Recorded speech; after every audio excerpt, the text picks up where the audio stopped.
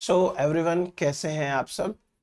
आज हम डिस्कस करेंगे सेल सिग्नलिंग।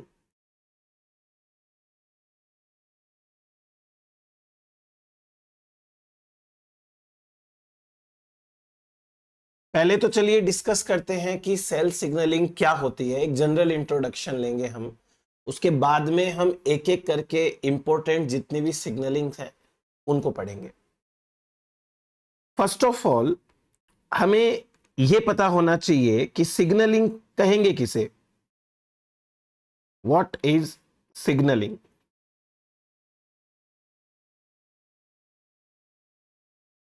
पहले तो इस क्वेश्चन के ऊपर थोड़ा सा डिस्कस करते हैं कि सिग्नलिंग हम किसे कहें। तो सिग्नलिंग समझने से पहले हम एक बात समझते हैं कि हमारे प्लेनेट के ऊपर जितने भी लिविंग ऑर्गेनिजम्स हैं, हम बात करें यूनिसेलुलर बैक्टीरिया से। कोई मान लो यूनिसेलुलर बैक्टीरिया है, और यहां से लेकर के मल्टी सेलुलर ह्यूमंस तक की बात करें, मल्टी सेलुलर ह्यूमन, तो बैक्टीरिया से लेकर के ह्यूमन बीइंग तक जितने भी लिविंग ऑर्गेनिजम्स हैं, उनको अपने सराउंडिंग में जो कुछ है, टेम्परेचर है, रेनफॉल है, उनके लिए रेस्पॉन्ड करना होता है। हर लिविंग ऑर्गेनिज्म की बॉडी में इंटरनली कई चेंजेस आते हैं।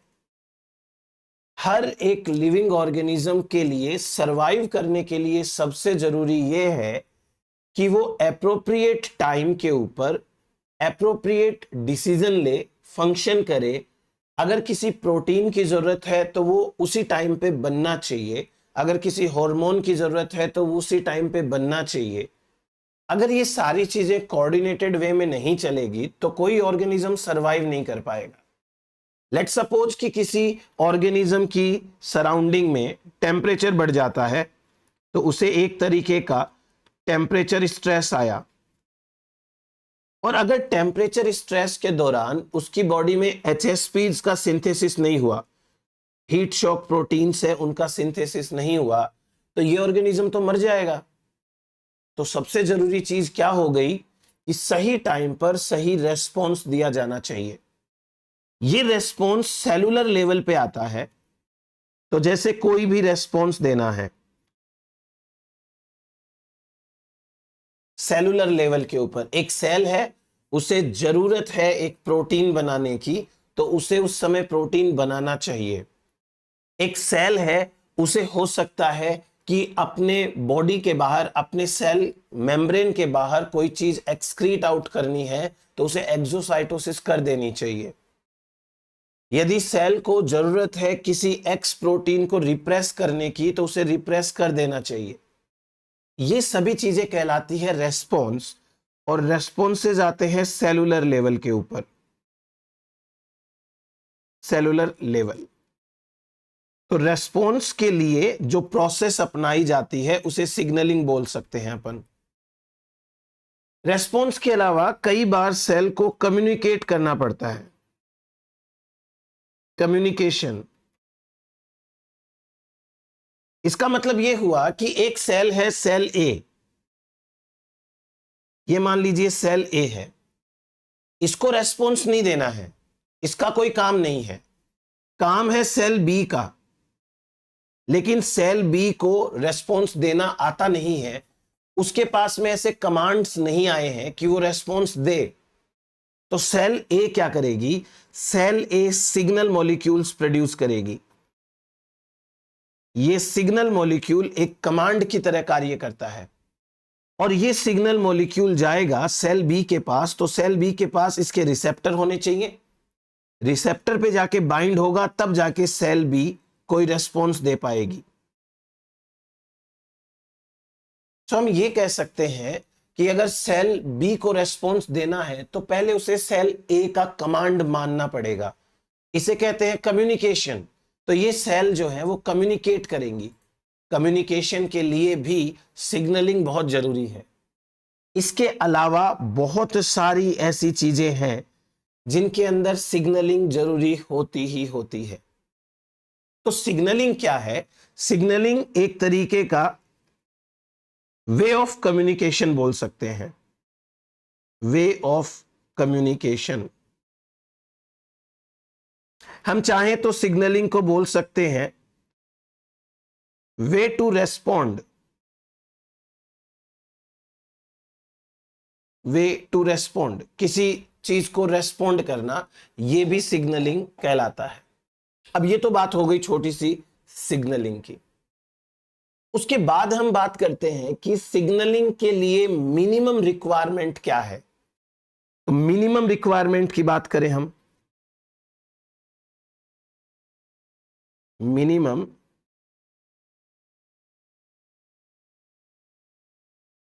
रिक्वायरमेंट, सिग्नलिंग के लिए मिनिमम रिक्वायरमेंट क्या है?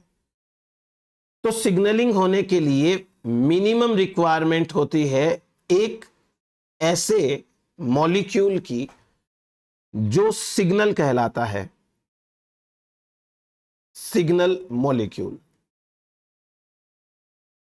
तो एक तो होना चाहिए सिग्नल मॉलिक्यूल। अब आप कहेंगे कि ये सिग्नल मॉलिक्यूल क्या होता है? सिग्नल मॉलिक्यूल कुछ भी हो सकता है। फॉर एग्जाम्पल कोई गैस का मॉलिक्यूल हो सकता है, गैस, जैसे nitric oxide, NO, nitric oxide gas हो सकती है, ये एक सिग्नल मॉलिक्यूल का काम कर सकती है। जैसे ये कोई अमाइनो एसिड हो सकता है,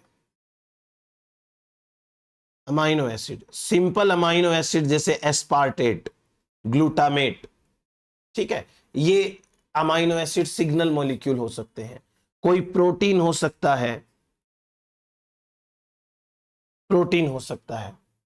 तो सिग्नल मॉलिक्यूल का मतलब कोई भी ऐसा मॉलिक्यूल जो इनिशिएट करता है सिग्नलिंग, इनिशिएट सिग्नलिंग।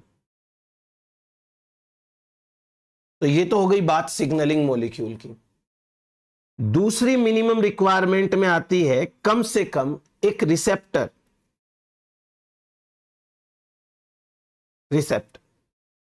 रिसेप्टर का मतलब कि जो सिग्नल मॉलिक्यूल आया है उस सिग्नल मॉलिक्यूल को रेस्पॉन्स देने के लिए, उस सिग्नल मॉलिक्यूल को पहचानने के लिए कोई तो रिसेप्टर होना चाहिए।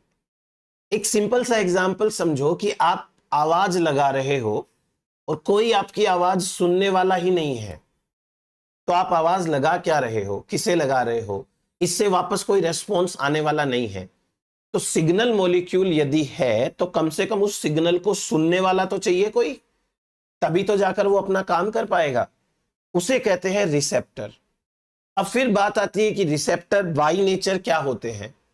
Most of the time receptor होते हैं प्रोटीन्स, ये प्रोटीन्स होते हैं। ज्यादा अगर कॉम्प्लेक्स है तो ग्लाइकोप्रोटीन्स भी हो सकते हैं, बात करेंगे हम इनके बारे में भी एक एक करके। तो रिसेप्टर होते हैं प्रोटीन्स या ग्लाइकोप्रोटीन्स। अब कोई पूछ ले कहां प्रेजेंट होते हैं, तो कहां प्रेजेंट होने की बात ऐसी है कि जैसे मान लो ये प्लाज्मा मेम्ब्रेन है, ठीक है, हो सकता है कोई रिसेप्टर इस प्लाज्मा मेम्ब्रेन में हो,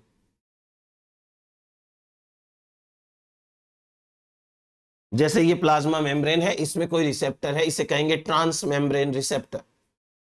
प्लाज्मा मेम्ब्रेन के नीचे साइटोसोल है, ये वाला पार्ट साइटोसोल है, हो सकता है कोई रिसेप्टर साइटोसोल के अंदर हो। देन आता है न्यूक्लियस, हो सकता है कोई रिसेप्टर न्यूक्लियस के अंदर हो, ये रिसेप्टर है वो न्यूक्लियस के अंदर। तो बाई पोजीशन यदि हम बात करें तो रिसेप्टर प्लाज्मा मेम्ब्रेन पे हो सकता है, रिसेप्टर साइटोसोल में हो सकता है, रिसेप्टर न्यूक्लियस के अंदर हो सकता है। तो ये हो गए हमारे पास में दो मिनिमम रिक्वायरमेंट। एक रिक्वायरमेंट है, इसको तो हम कहते हैं सिग्नल मॉलिक्यूल। सिग्नल मॉलिक्यूल को हम लाइगेंड भी बोलते हैं, it is also known as ligand. Ligand, ligand ये भी बोलते हैं। और रिसेप्टर सिंपल रिसेप्टर होता है। तो ये बात हो गई हमारे पास। दूसरे सवाल के बाद हम बढ़ते हैं तीसरे सवाल के ऊपर। तीसरा सवाल है हमारा कि अल्टीमेटली सिग्नलिंग का रिजल्ट क्या आता है, अल्टीमेट रिजल्ट ऑफ सिग्नलिंग।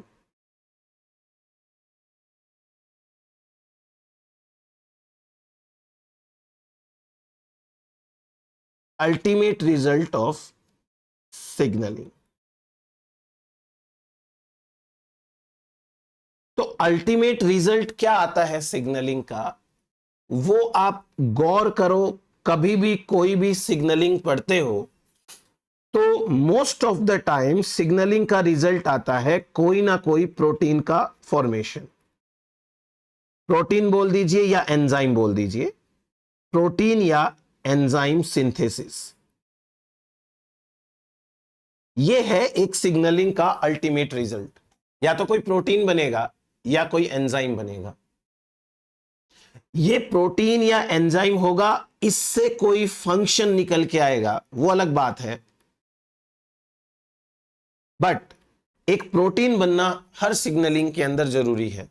आप गौर से देखिएगा कभी भी कि कोई भी सिग्नलिंग होगी तो उस सिग्नलिंग में हमें पता चलेगा लास्ट में जाते जाते कि कोई जीन है, वो जीन अब तक ट्रांसक्राइब नहीं हो रहा था, और अब सिग्नलिंग जब स्टार्ट हुई तो कोई जो इनएक्टिवेटर है, इनहिबिटर है, उनको हटाया गया, एक्टिवेटर को एक्टिवेटर को लाया गया, उसके बाद में अल्टीमेटली जीन एक्सप्रेशन हुआ। और ये जीन एक्सप्रेस के लिए ही पूरी सिग्नलिंग चल रही है। सिग्नल मॉलिक्यूल बाइंड होता है रिसेप्टर से, और उसके बाद लास्ट में जो जीन एक्सप्रेशन होता है उसके बीच में कई सारे प्रोसेसेस हो जाते हैं, कई सारे जो है वो घटनाएं होती हैं। किसी चीज को डिग्रेड करना होता है, किसी चीज को बाइंड करवाना होता है, किसी को रिमूव करवाना होता है, ऐसे करके हर सिग्नलिंग के अंदर चलेगा। अब मैं आपको एक बार आउट ऑफ ट्रैक छोटी सी बात बताता हूं। जब भी आप सिग्नलिंग पढ़ें, क्योंकि बहुत सारे स्टूडेंट्स ने मुझे यह बोला है कि उनको सिग्नलिंग से डर लगता है। सिग्नलिंग से डर इसलिए लगता है कि जब हम सिग्नलिंग का डायग्राम देखते हैं तो उस डायग्राम के अंदर इतनी सारी चीजें होती हैं और हमको यह समझ में नहीं आता कि स्टार्ट कहां से करें। इसलिए सिग्नलिंग जब कभी भी पढ़ें तो कुछ बातों का ध्यान रखें, आपको सिग्नलिंग में इंटरेस्ट भी आएगा और उसके साथ साथ सिग्नलिंग याद भी रहेगी। वो बातें क्या हैं समझिए। एक तो जब कभी भी हम सिग्नलिंग पढ़ें तो अल्टीमेटली आप सिग्नलिंग में सबसे लास्ट वाला पार्ट पहले देखो कि हो क्या रहा है, यानी कि पर्पज ऑफ सिग्नलिंग क्या है। Purpose of signalling, purpose of signalling का मतलब हो गया कि वो कौन सा जीन है जिसको एक्सप्रेस कराने के लिए ये सारी की सारी सिग्नलिंग चल रही है। जब हमको ये क्लियर हो जाता है कि हमारी सिग्नलिंग के अंदर ये पर्टिकुलर जीन है, उसका एक्सप्रेशन होगा, तो एटलीस्ट दिमाग में पहले से रहता है कि हमें कहां तक पहुंचना है, रिजल्ट हमारा क्या आने वाला है।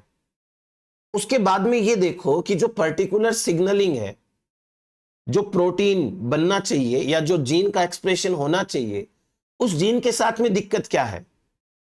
दो प्रॉब्लम हो सकती है, या तो हो सकता है उस जीन के ऊपर इनहिबिटर हो, यानी कोई प्रमोटर के ऊपर इनहिबिटर बाइंड है, या हो सकता है कि एक्टिवेटर नहीं है, नो एक्टिवेटर। दो कंडीशन होगी, या तो उस जीन के प्रमोटर के ऊपर इनहिबिटर होगा या फिर कोई एक्टिवेटर नहीं होगा। तो मकसद यह है कि या तो इनहिबिटर है तो इसे हटाना है, शुड बी रिमूव्ड, और अगर एक्टिवेटर नहीं है तो इसको लाना है, ब्रिंग इट। चीज समझ में आई? या तो इनहिबिटर को हटाना है या एक्टिवेटर को लाना है। अब अगर इनहिबिटर को हटाना है तो मोस्ट ऑफ द टाइम आप देखिएगा यूबिक्विटिन लाइगेज का इस्तेमाल होता है, और यूबिक्विटिन लाइगेज आएगा इसे डिग्रेड कर देगा। तो ये दिमाग में रखो कि यूबिक्विटिन लाइगेज को एक्टिवेट कराना पड़ेगा कहीं ना कहीं से।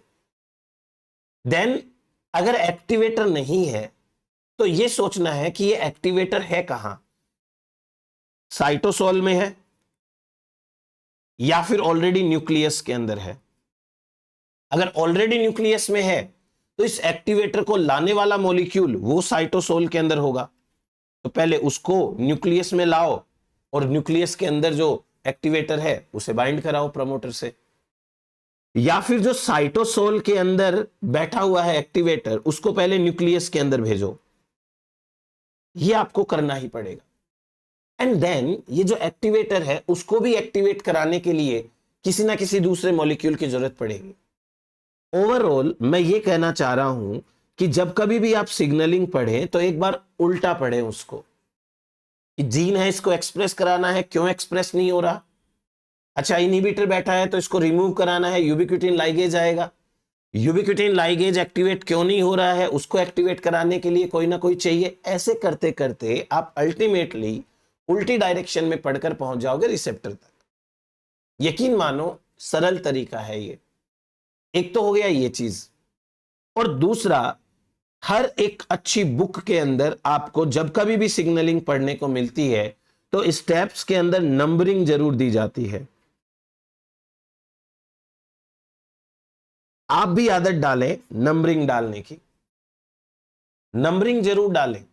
स्टार्ट कहां से हुआ, उसके बाद कौन आया, उसके बाद क्या हुआ, कैसे हुआ, तो नंबरिंग डाल लेंगे ना तो आपको सिग्नलिंग बहुत इजीली समझ में आएगी। जब एक डायग्राम को हम एक बार में देखते हैं तो बहुत सारी चीजें लिखी हुई होती है, हमारा खुद का दिमाग काम नहीं कर पाता कि हम पढ़े तो पढ़े क्या, स्टार्ट करें तो करें कहां से। हम रटना चालू कर देते हैं, सबसे पहले ये सिग्नल मॉलिक्यूल आना चाहिए, उसके बाद में ये रिसेप्टर के ऊपर बाइंड होना चाहिए, कभी रिसेप्टर का डाइमेराइजेशन होता है, कभी नहीं होता है, कभी कोई सेकेंडरी मैसेंजर एक्टिवेट हो जाता है, ऐसे करके बहुत सारी चीजें देखनी पड़ेगी आपको। बेटर ये है कि आप पहले से उस सिग्नलिंग को उल्टी डायरेक्शन में पढ़ लें। इससे ये होगा कि आपको पता रहेगा कि आपको पढ़ना क्या है। नंबरिंग जरूर डालें।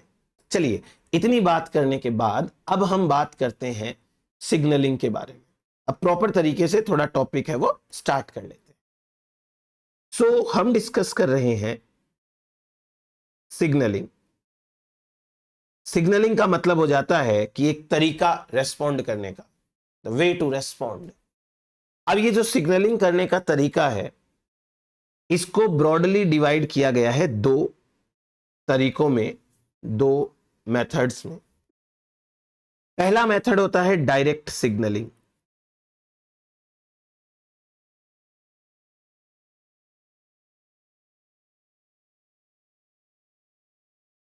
और दूसरा तरीका होता है इनडायरेक्ट सिग्नलिंग। इनडायरेक्ट सिग्नलिंग, अब एक तो ये चीज समझ में आई आपको कि डायरेक्ट सिग्नलिंग का मतलब क्या होना चाहिए। डायरेक्ट सिग्नलिंग का मतलब यह है कि जिसको जो मैसेज देना है डायरेक्टली दे दीजिए। यानी सेल ए होगी, वो सिग्नल मॉलिक्यूल बनाएगी लेकिन वो सिग्नल को रिलीज नहीं करेगी। फॉर एग्जाम्पल समझते हैं, ये है एक सेल ए और ये है एक सेल बी। सेल ए हो गया, सेल बी हो गया, सेल ए सेल बी। अब सेल ए ने क्या किया, सिग्नल मॉलिक्यूल बनाया, क्योंकि सेल बी नहीं बना पा रही है, कोई बात नहीं। सेल ए ने सिग्नल मॉलिक्यूल बनाया और अपनी प्लाज्मा मेम्ब्रेन के ऊपर ऐसे डिस्प्ले कर दिया, इसको लगा दिया, रिलीज नहीं किया, इसको छोड़ा नहीं है। सेल बी है, उसको रेस्पॉन्ड देना है, तो cell B must have the receptor. ये सेल बी का रिसेप्टर है, इसे कहते हैं डायरेक्ट सिग्नलिंग। अब डायरेक्ट सिग्नलिंग के अंदर आपको जो चीजें इस छोटे से डायग्राम को देख के समझ में आ रही है, पहले वो लिख लेते हैं अपन। जैसे आपको सेल ए और सेल बी को देख करके क्या समझ में आया, मुझे तो ये चीज समझ में आई कि cell A does not release out the signal, cell A, या इसको कहें signal producing cell, signal producing cell does not release the signal, ये इसको सिग्नल को रिलीज नहीं करती है, तो क्या करती है? डिस्प्ले करती है। It displays the signal on it's membrane, अपनी मेम्ब्रेन के ऊपर इसको डिस्प्ले करती है। और यहां पर क्या चीज समझ में आ रही है आपको? समझ में यह आना चाहिए कि यहां पर जो सेल बी है, it must have the receptor, signal receiving cell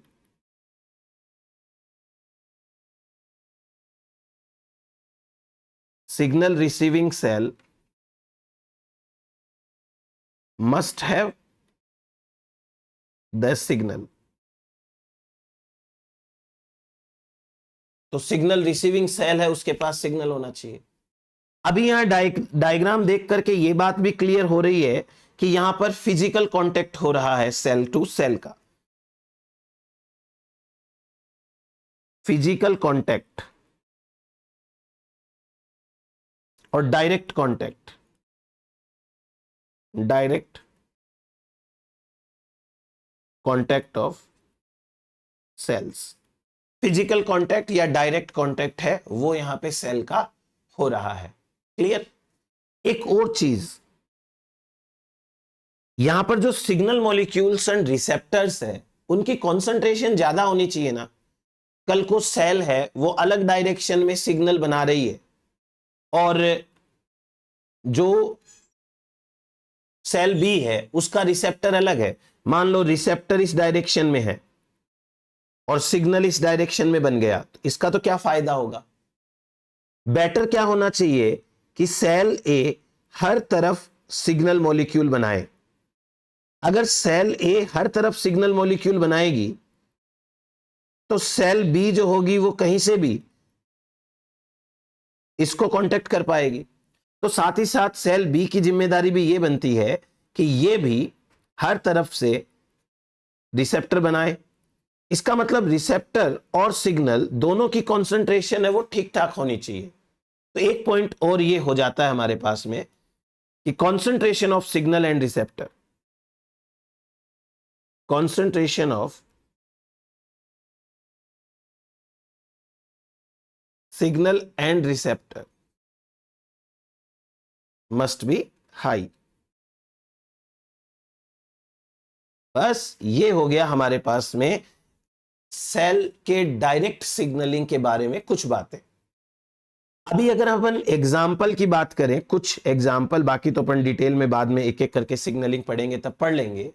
तो एक बहुत फेमस एग्जाम्पल आता है डेल्टा नॉच रिसेप्टर का। जैसे मैं सिग्नल मॉलिक्यूल की बात करूं और उसके रिसेप्टर की बात करूं, तो रिसेप्टर सिग्नल मॉलिक्यूल में आएगा डेल्टा,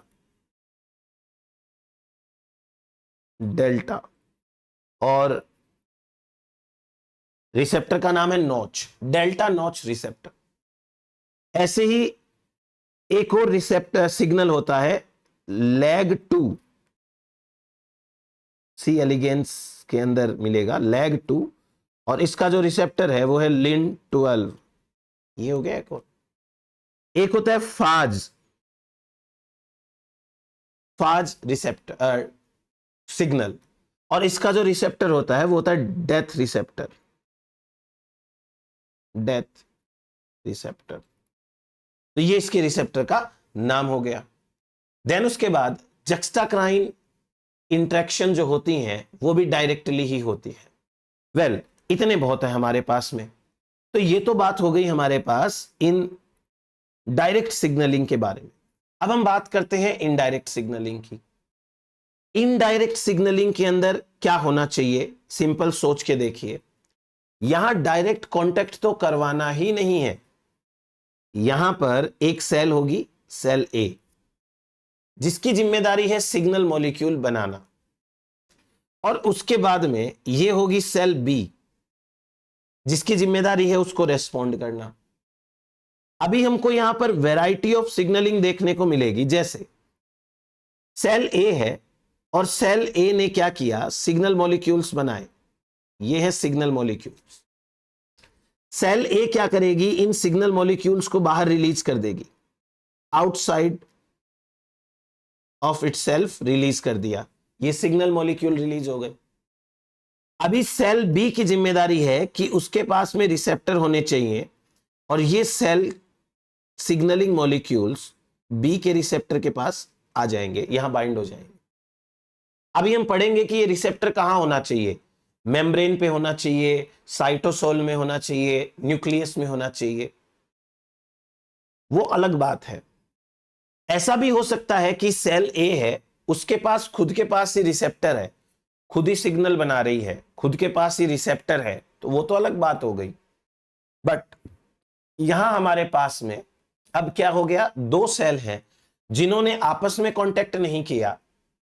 सेल ए ने सिग्नल बनाया, बाहर छोड़ा, सेल बी ने रिसेप्टर दिखाए अपने, उसको बाइंड किया, रेस्पॉन्स किया, इसे कहते हैं इनडायरेक्ट सिग्नलिंग। अब सेल बी है, वो कोई रेस्पॉन्ड करेगी। तो यहां पर हमें डायग्राम देख करके क्या क्या चीजें समझ में आ रही है, हमें समझ में ये आया कि signal producing cell release the signal,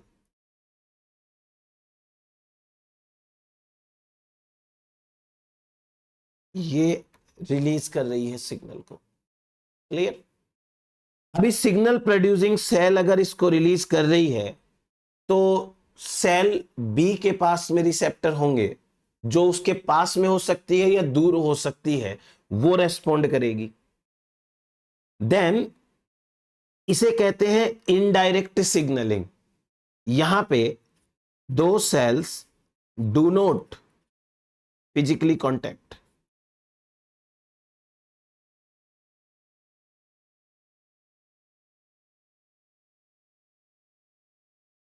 ये दोनों सेल ने फिजिकली कांटेक्ट नहीं किया है एक दूसरे के साथ में, इसे हम कहते हैं इनडायरेक्ट सिग्नलिंग। ये तो सिंपल है। अभी इस सिग्नलिंग के तीन टाइप्स होते हैं, ठीक, और उसके बाद अपन उसके एग्जाम्पल्स भी पढ़ेंगे अलग अलग से, ये थोड़ी डिटेल्ड सिग्नलिंग है। यहां पर मैं इनडायरेक्ट सिग्नलिंग के टाइप्स की बात करूं तो तीन टाइप्स देखने को मिलते हैं। पहला टाइप, इसे कहते हैं ऑटोक्राइन सिग्नलिंग।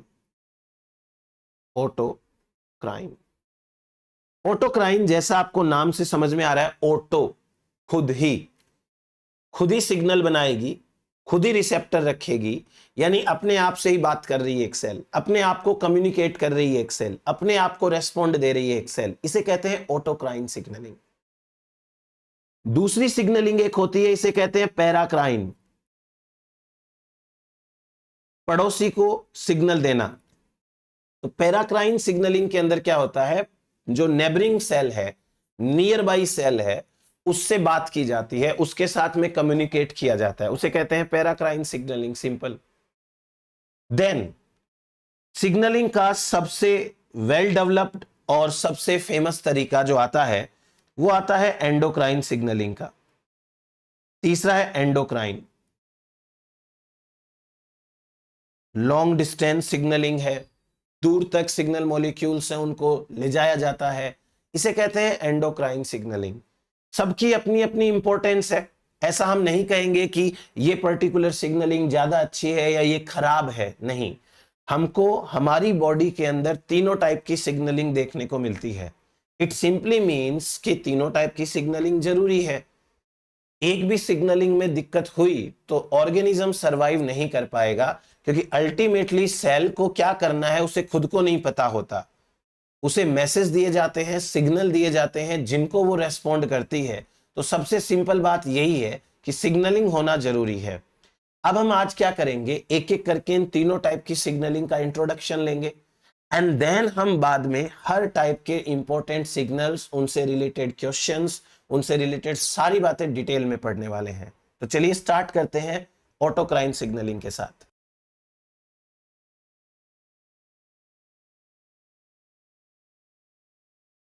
आप हेडिंग डालिए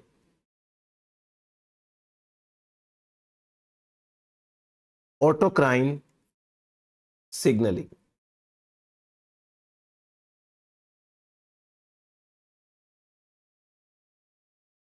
in case of autocrine signalling क्या क्या इंपॉर्टेंट चीजें हमको ध्यान में रखनी है? हमको ये चीज ध्यान में रखनी है कि cell producing and signal producing and signal receiving cells are the same. सिग्नल को प्रोड्यूस करने वाली और सिग्नल को रिसीव करने वाली दोनों सेल्स सेम है। तो इसका मतलब ये हुआ एक ही सेल है, तो हम ये कह सकते हैं single cell involve. Single cell involve. हम ये कह सकते हैं कि signal producing and receiving cell is same. Same ही सेल है। तो जैसे हम बात करें कि ये मान लीजिए एक सेल है, ठीक है। अब इस सेल ने क्या किया, अपने अंदर सिग्नल मॉलिक्यूल्स बनाए। ये है सिग्नल मॉलिक्यूल्स।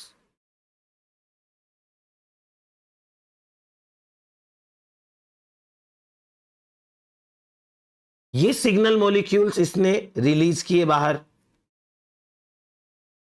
बाहर रिलीज्ड। और अब क्या है कि इसी के पास में रिसेप्टर भी है, तो ये सिग्नल मॉलिक्यूल इसी के रिसेप्टर से आके बाइंड हो जाएंगे। क्लियर हुआ? ये यहां पर बाइंड हो गए, उसके बाद में इंटरनली कुछ ना कुछ रेस्पॉन्स चलेगा एंड फाइनली हमें कुछ रेस्पॉन्स देखने को मिलेगा। रेस्पॉन्स ये हो गई हमारे पास ऑटोक्राइन सिग्नलिंग। सबसे पहला काम सिग्नल बनाना, दूसरा काम उस सिग्नल को रिलीज करना, तीसरा काम वो सिग्नल जाके बाइंड करेगा, और चौथा काम अल्टीमेटली रेस्पॉन्स आएगा। That is known as autocrine signalling. अब इस ऑटोक्राइन सिग्नलिंग में खास खास बातें, इंपॉर्टेंट बातें यहां से क्या समझ में आ रही है? मुझे पहली बात यह समझ में आ रही है कि जब एक सेल को खुद को ही सिग्नल बनाना है और खुद को ही रेस्पॉन्ड देना है, तो सिग्नल मॉलिक्यूल्स की कॉन्सेंट्रेशन कम रखें तो भी चलेगा, राइट? तो low concentration of signal, low concentration of signal molecules, ये सिग्नल मॉलिक्यूल्स हैं वो कम होते हैं। Cell itself has the receptor, cell itself has the receptor। अब हम एक एग्जाम्पल लेकर के थोड़ा समझ लेते हैं। जैसे हमारा पहला एग्जाम्पल है इम्यून सेल का, टी सेल जो होती है उसका। पहला एग्जाम्पल है T cell proliferation, T cell proliferation. T cell proliferation का मतलब क्या हुआ कि एक टी सेल है, ठीक है, ये टी सेल है। इस टी सेल ने क्या किया, सिग्नल मॉलिक्यूल बनाए। ये है सिग्नल मॉलिक्यूल और ये है टी सेल। ये सिग्नल मॉलिक्यूल है इंटरल्यूकिन 2, इंटरल्यूकिन 2 क्या है ये? सिग्नल। अब according to autocrine signalling receptor किसके पास में होना चाहिए? रिसेप्टर होना चाहिए खुद इसी सेल के पास में। इसी सेल के पास में इंटरल्यूकिन 2 का रिसेप्टर है और ये रिसेप्टर से जाके बाइंड किया इंटरल्यूकिन 2। इंटरल्यूकिन 2 जैसे ही रिसेप्टर के साथ बाइंड करेगा, अब ये प्रोलिफरेट करेगी, अब यहां पर टी सेल्स का नंबर बढ़ेगा, प्रोलिफरेशन। ये आ गया हमारे पास में एक छोटा सा रेस्पॉन्स, छोटा सा एग्जांपल। इन डिटेल हम जब पढ़ेंगे तब पर्टिकुलर सिग्नलिंग हम पढ़ेंगे, ठीक है। ये दूसरा एग्जांपल समझिए। दूसरा एग्जांपल बहुत खतरनाक एग्जांपल है कैंसरस सेल्स का। कैंसरस सेल्स, कैंसरस सेल्स को जब कभी भी हम ग्रो करवाते हैं कल्चर मीडिया में, तो उनको सीरम की जरूरत नहीं होती है। रीजन, क्योंकि ये अपना ग्रोथ फैक्टर सिग्नल खुद ही बनाती हैं, तो इनको एक्स्ट्रा कुछ देने की जरूरत नहीं होती है। फॉर एग्जाम्पल, ये रही हमारे पास में एक सेल जिसको कैंसर हुआ है, ये कैंसर सेल है, कैंसर सेल। अब ये कैंसर सेल ने क्या किया कि बहुत ज्यादा अंदर ही अंदर ग्रोथ फैक्टर बनाया, इसको रिलीज किया बाहर अपने ही सराउंडिंग के अंदर, तो ये है ग्रोथ फैक्टर।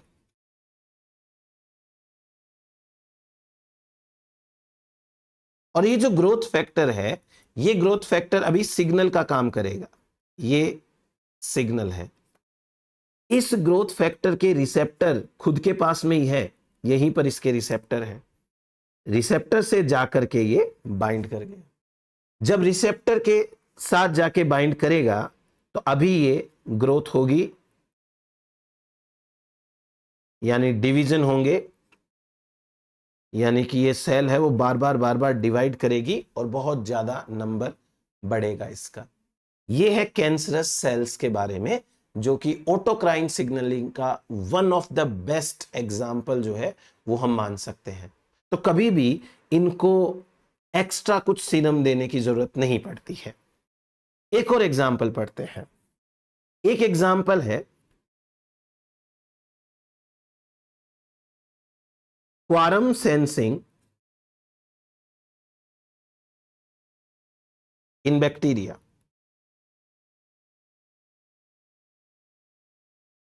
अब बात करें कि क्वारम सेंसिंग इन बैक्टीरिया का मतलब क्या है। क्वारम सेंसिंग इन बैक्टीरिया का मतलब यह है कि जो बैक्टीरिया होते हैं उनमें कुछ डिसीजन ऐसे होते हैं जो तब लिए जाते हैं जबकि बैक्टीरिया की पॉपुलेशन साइज बढ़ जाती है। इसका एक एग्जाम्पल हम ट्रांसफॉर्मेशन ले सकते हैं। जैसे मैं एग्जाम्पल समझाकर आपको बात करूं कि ट्रांसफॉर्मेशन, जेनेटिक्स के अंदर हमने पढ़ा है ट्रांसफॉर्मेशन। एक बार बैक्टीरिया की पॉपुलेशन जब बढ़ जाएगी, ये बैक्टीरिया है, तो इनके अंदर सबसे पहले क्या होना चाहिए, पहला काम होना चाहिए population size increase, population increase. ये हो गया हमारा पहला काम। अब दूसरा काम क्या होगा, दूसरा काम होगा सिग्नलिंग देने का। सिग्नलिंग, सिग्नलिंग के अंदर क्या किया जाता है, वही बात कि ये बैक्टीरिया है, इस बैक्टीरिया ने खुद ही सिग्नल मॉलिक्यूल बनाया और ये सिग्नल मॉलिक्यूल खुद ही रिसीव कर लिया, और रिसीव करने के बाद ये बैक्टीरिया ट्रांसफॉर्मेशन दिखा रहे हैं, ट्रांसफॉर्मेशन। इस प्रोसेस को कहते हैं क्वारम सेंसिंग। क्वारम का मतलब होता है बहुत ज्यादा, यानी बहुत ज्यादा पॉपुलेशन साइज है, नंबर ऑफ ऑर्गेनिजम्स बढ़ गए हैं, बैक्टीरिया बढ़ गए हैं, तो इस चीज को सेंस किया जाता है और इस चीज को सेंस करके कुछ डिसीजन लिया जाता है, that is known as quorum sensing. Bacteria की क्वारम सेंसिंग ऑटोक्राइन सिग्नलिंग का एग्जाम्पल है। कैंसर सेल का प्रोलिफरेशन ऑटोक्राइन सिग्नलिंग का एग्जाम्पल है। इसके अलावा टी सेल का प्रोलिफरेशन ऑटोक्राइन सिग्नलिंग का एग्जाम्पल है। तो ये हुआ हमारे पास में एक बार ऑटोक्राइन सिग्नलिंग, बहुत शॉर्ट में पढ़ी अभी अपन ने, डिटेल में एक एक करके मैं आपको एक्सप्लेन करूंगा। सिग्नलिंग नंबर 2, इसे कहते हैं पड़ोसी सिग्नलिंग, पैराक्राइन सिग्नलिंग।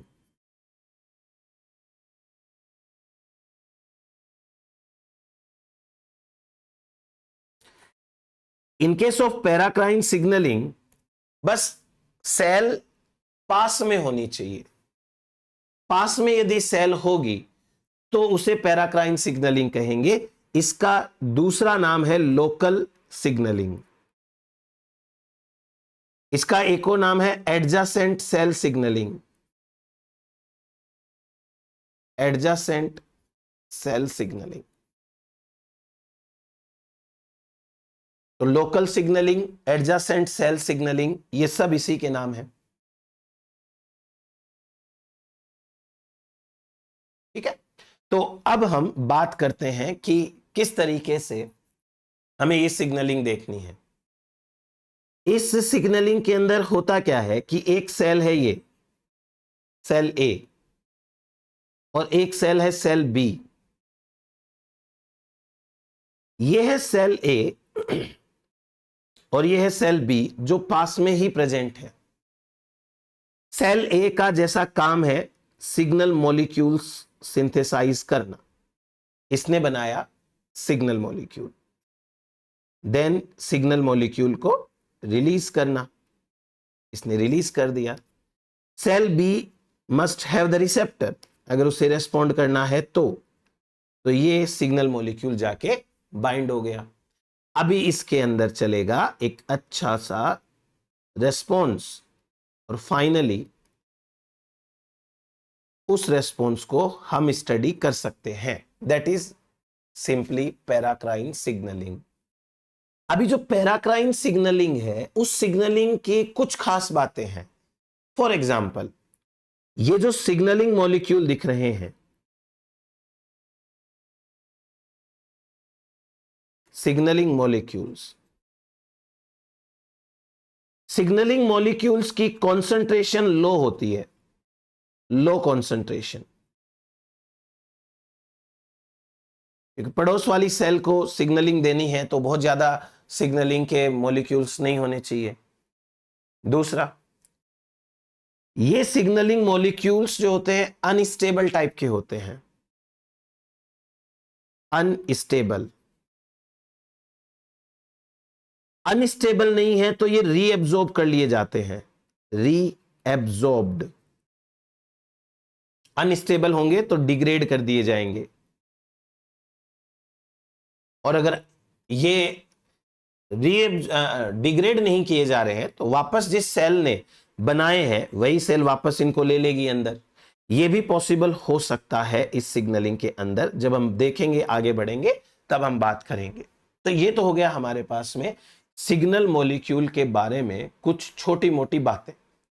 अभी अपन बात करते हैं कुछ एग्जाम्पल्स की, क्योंकि इनके एग्जाम्पल्स में आपसे पूछा जा सकता है। तो पैराक्राइन सिग्नलिंग के एग्जाम्पल्स,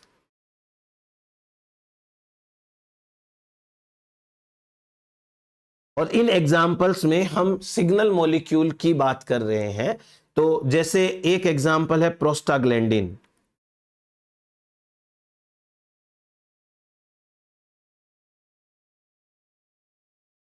प्रोस्टाग्लैंडिन। दूसरा एग्जाम्पल है प्रोस्टासाइक्लिन, प्रोस्टासाइक्लिन। एक एग्जाम्पल है ल्यूकोट्राइन।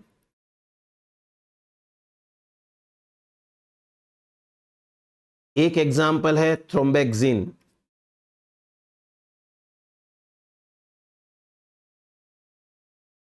इसके अलावा जैसे blood clotting factor,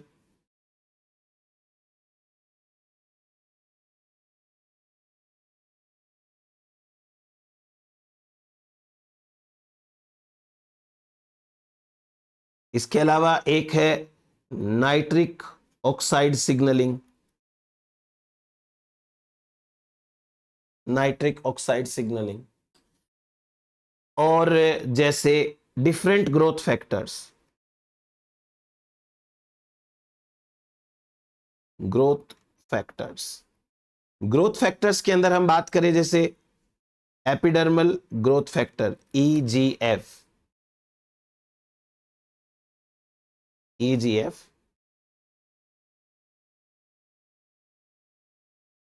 epidermal growth factor.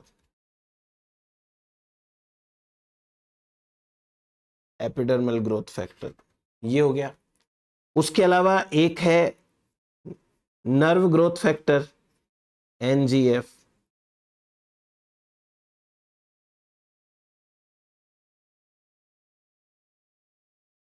Nerve growth factor.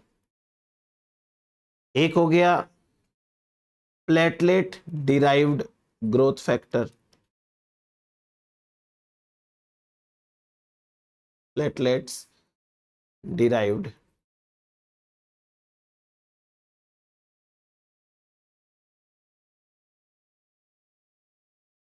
Growth factor. एक है एफजीएफ, फाइब्रोब्लास्ट ग्रोथ फैक्टर।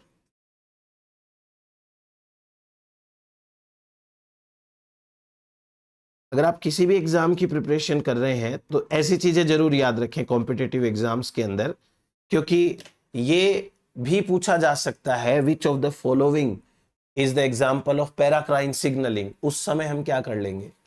तो ऐसे में ये चीजें याद रहें तो काफी अच्छा रहता है। देन उसके बाद में कुछ और सिग्नलिंग मॉलिक्यूल्स हैं, जैसे सेरोटोनिन है।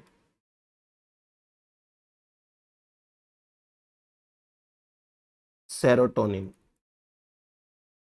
सेरोटोनिन क्या करता है, वैसो कॉन्ट्रैक्शन करने का काम करता है, वैसो कॉन्ट्रैक्शन।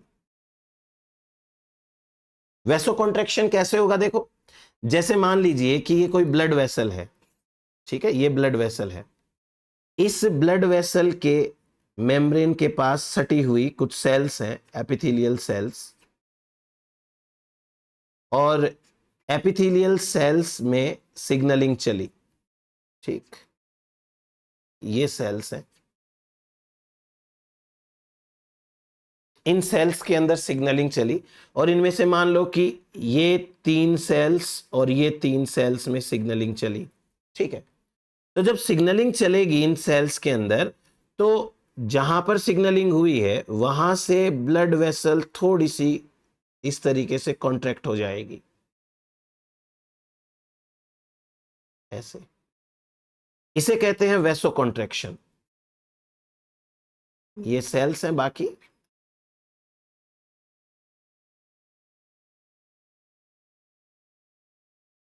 इसको हम कहेंगे वैसो कॉन्ट्रैक्शन। वैसो कॉन्ट्रैक्शन कौन कराता है, जरूर याद रखें, सेरोटोनिन कराएगा। दूसरा हम बात करें, दो और मॉलिक्यूल्स है सिग्नलिंग, जैसे एक है हिस्टामिन और एक है nitric oxide, NO, nitric oxide. ये उल्टा काम करते हैं, ये क्या करते हैं, वैसो डायलेशन कराते हैं, वैसो डायलेशन। वैसो डायलेशन के अंदर इसका उल्टा कर दीजिए, कैसे, जैसे ये है हमारे पास में ब्लड वेसल, ठीक है, और ब्लड वेसल के ऊपर ये सेल्स है।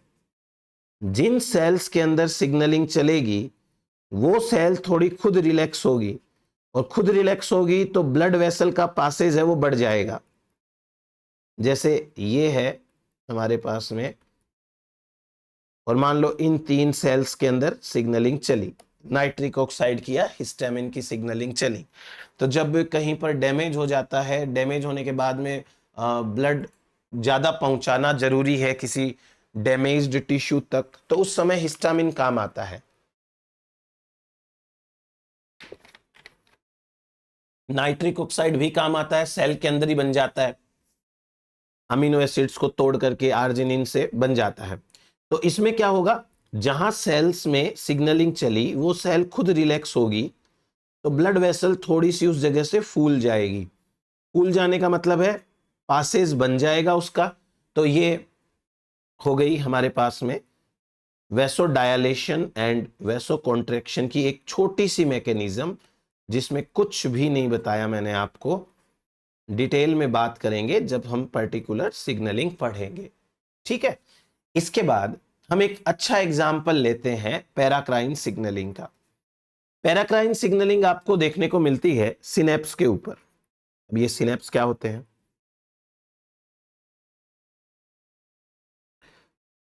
Synaptic signaling. In case of synaptic signaling, जब दो न्यूरॉन्स या दो नर्व सेल्स एक दूसरे से जुड़ती है तो वहां उस जंक्शन को सिनेप्स बोलते हैं। आप देखिएगा कि एक मान लो पिछली सेल है और ये पिछली सेल का एंड पार्ट है, नर्व सेल है, न्यूरॉन है, और इसका ये एंड पार्ट है, ठीक है। और ये अगली सेल है और इस अगली सेल का ये स्टार्टिंग का पार्ट है, डेंड्राइट्स हो सकते हैं। इसे कहते हैं सिनेप्टिक क्लेफ्ट। ये हो गया अगली सेल, क्लियर। अभी इस अगली सेल के अंदर ligand gated sodium ion channels present है, यहां यहां यहां यहां, इस तरीके से ये सोडियम आयन के चैनल्स हैं। अभी तो फिलहाल ये बंद है, लेकिन अभी इनको खोलेंगे अपन। ये ligand gated sodium ion channel है, अगली सेल के ऊपर है। अब मान लीजिए कि पिछली सेल को कोई सिग्नल मिला, उसने सिग्नल प्रोपगेट किया, तो इस सेल के अंदर कैल्शियम आयंस की कॉन्सेंट्रेशन बढ़ जाती है। कैल्शियम आयन की कॉन्सेंट्रेशन बढ़ गई। कैल्शियम आयन की कॉन्सेंट्रेशन बढ़ने से ये जो प्री सिनेप्टिक नोब है, इसे कहते हैं, मैं नाम बाद में लिख दूंगा, प्री सिनेप्टिक नोब, इसमें कुछ वेसिकल्स होती हैं और इन वेसिकल्स के अंदर भरा हुआ है एसिटल कोलिन। ये एसिटल कोलिन भरा हुआ है, यहां पे ये रहा एसिटल कोलिन। कैल्शियम आयन की वजह से एसिटल कोलिन कंटेनिंग वेसिकल्स जाती हैं प्लाज्मा मेम्ब्रेन के पास, और प्लाज्मा मेम्ब्रेन के पास जाकर के फ्यूज हो जाती हैं, यहां यहां और यहां आकर के ये वेसिकल्स ऐसे फ्यूज हो जाएंगी। एक्सोसाइटोसिस आपने पढ़ा होगा, एक्सोसाइटोसिस होगी। जब ये वेसिकल्स यहां पे फ्यूज होगी तो इनके अंदर जो एसिटल कोलिन है वो प्री सिनेप्टिक क्लेफ्ट के अंदर रिलीज कर दिया जाएगा। यह है प्री सिनेप्टिक क्लेफ्ट। अब ये एसिटल कोलिन जाकर के बाइंड करेगा इन लाइगेंड गेटेड या acetylcholine gated sodium ion channels के ऊपर, यहां पर आकर के ये बाइंड करेगा। जैसे ही ये यहां आके बाइंड करता है, अब प्री सिनेप्टिक क्लेफ्ट के अंदर जो सोडियम आयन प्रेजेंट है बहुत फास्ट स्पीड के साथ में ये अंदर आना शुरू कर देते हैं। अंदर आना जैसे ही ये शुरू करेंगे तो अंदर डीपोलराइजेशन बढ़ेगा और वो डीपोलराइजेशन आगे प्रोपेगेट करेगा। That is different mechanism. ये है प्री सिनेप्टिक क्लेफ्ट के अंदर, और सॉरी सिनेप्टिक क्लेफ्ट के अंदर एक पैराक्राइन सिग्नलिंग। देखो बहुत पास में है, जस्ट नेक्स्ट सेल को सिग्नलिंग दी जा रही है। तो अब मैं आपको ये नाम लिख के बता देता हूं। इसे कहते हैं प्री सिनेप्टिक नोब। एक नोब के शेप की स्ट्रक्चर है, तो प्री सिनेप्टिक नोब। ये वेसिकल्स है acetylcholine containing vesicles, acetylcholine vesicles. ये रिलीज कर दिया गया एसिटल कोलिन, एसिटल कोलिन। ये है लाइगेंड गेटेड, या better to say ACH। ACH का मतलब acetylcholine gated sodium ion channels. ये हो गया। यहां इस पार्ट को कहते हैं सिनेप्टिक क्लेफ्ट।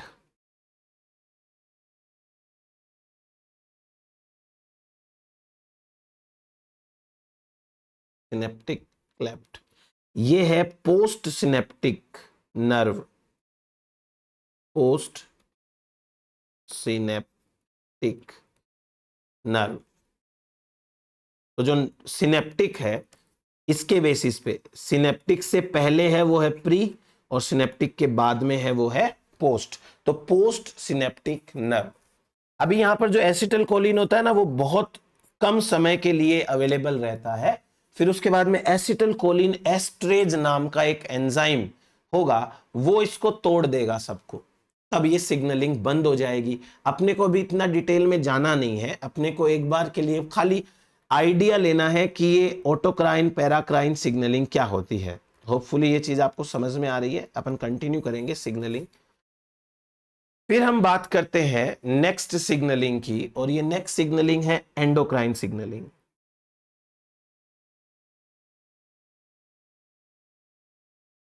एंडोक्राइन सिग्नलिंग,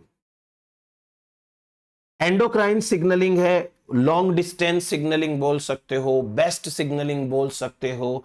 बहुत ज्यादा यहां पर रेगुलेटेड वे में सिग्नलिंग की जाती है, क्योंकि अब लंबी दूरी तक जाना है तो कुछ तो खास बात होनी चाहिए। जैसे सिग्नल मॉलिक्यूल की कॉन्सेंट्रेशन है वो हाई होनी चाहिए, जिन सेल को सिग्नलिंग देनी है उन्हीं सेल के पास में रिसेप्टर होना चाहिए, बाकी सेल्स के पास रिसेप्टर नहीं होना चाहिए, वरना तो काम नहीं चलेगा, सिग्नलिंग जो है वो गलत हो जाएगी। तो ऐसे करके बहुत सारे जो है वो यहां पर एग्जाम्पल्स होते हैं। अब ऑटोक्राइन एंडोक्राइन सिग्नलिंग है, इसके बारे में कुछ इंपॉर्टेंट पॉइंट्स लिख लेते हैं, बाद में एक बार डायग्रामेटिक वे में समझ लेंगे। फॉर एग्जांपल ये होती है लॉन्ग डिस्टेंस सिग्नलिंग।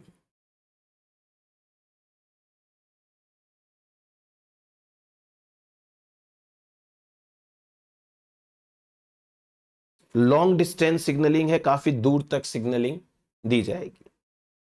तो signal molecules concentration, signal molecule concentration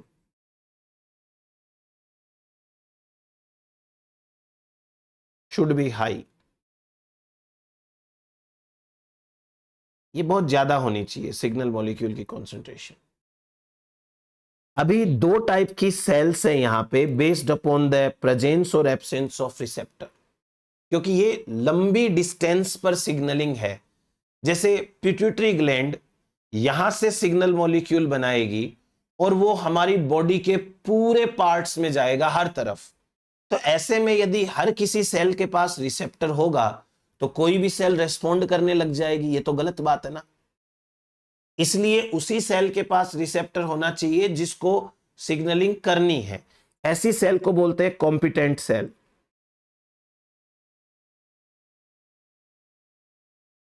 competent cell simply किसे कहेंगे? जिसके पास सिग्नल है, सिग्नल कंटेनिंग सेल।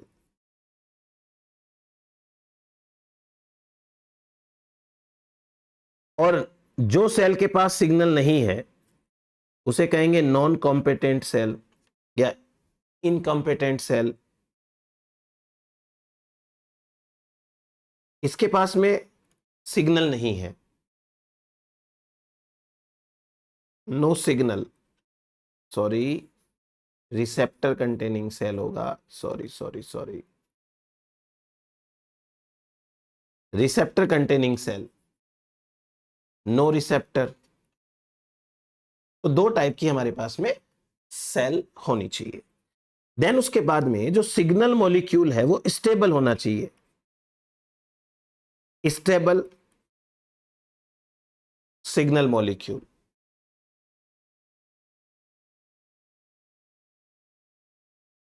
क्योंकि इसे लंबी डिस्टेंस तक जाना है, बॉडी के हर पार्ट तक जाना है, तो यदि ये स्टेबल होगा तभी पार पड़ेगी इसकी। एग्जाम्पल की बात करते हैं। यदि हम सिग्नलिंग में एग्जाम्पल की बात करें तो एग्जाम्पल में जो ग्लैंड्स होती हैं, एंडोक्राइन ग्लैंड्स, ये एंडोक्राइन ग्लैंड्स हैं, वो देंगी signalling. For example pituitary gland,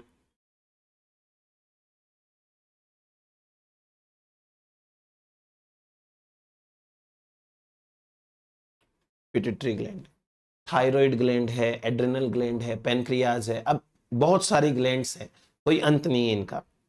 हम एक एग्जाम्पल लेकर के समझते हैं। जैसे ये मान लीजिए कि पिट्यूटरी ग्लैंड है, एक बार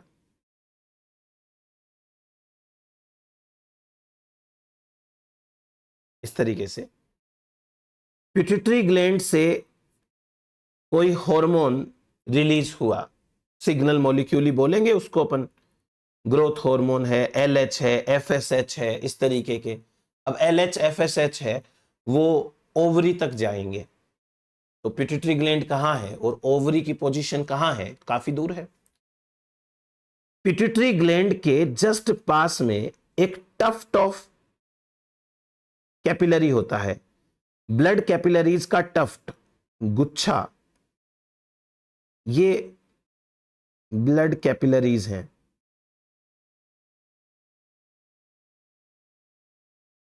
इस तरीके से यहां पर सिग्नल मॉलिक्यूल को डंप कर दिया जाएगा, यहां छोड़ देंगे। ठीक, अब आपकी मर्जी है, इसे जितना चाहे घुमाना है घुमा लो। बॉडी के अंदर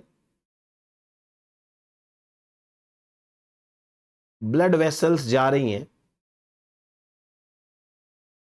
और ये ब्लड वेसल्स वापस से कहीं ना कहीं रिलीज करेगी सिग्नल मॉलिक्यूल्स को। ये फिर से कोई टफ्ट ऑफ कैपिलरीज आया, ठीक है। यहां पर सिचुएटेड है वो सेल्स जिनको रेस्पॉन्स देना है, ये वो सेल्स हैं जो रेस्पॉन्स देगी, काफी दूर है।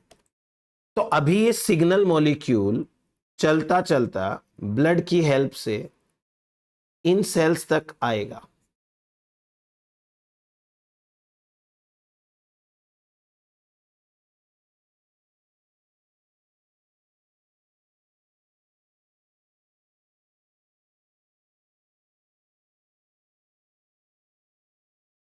ठीक, यहां आने के बाद में इसे बाहर रिलीज कर दिया जाएगा। ये बाहर रिलीज हो गया, और बाहर रिलीज हो गया तो आप देखो इस सेल के पास में रिसेप्टर है, ये रेस्पॉन्ड देगी। इस सेल के पास में रिसेप्टर है, ये रेस्पॉन्ड देगी। इसके पास रिसेप्टर है, रेस्पॉन्ड देगी।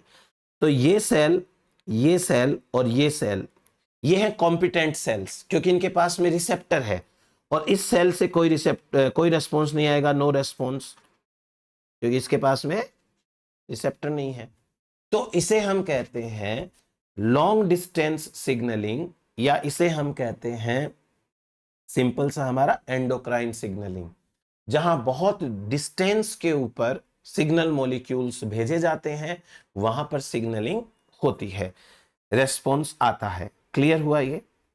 अब मैं आपको एक और चीज बताता हूं अलग से, दो छोटी छोटी बातें हैं।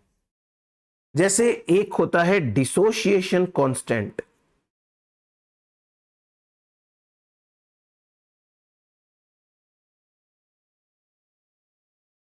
डिसोशिएशन कांस्टेंट, एक होता है एसोसिएशन कांस्टेंट।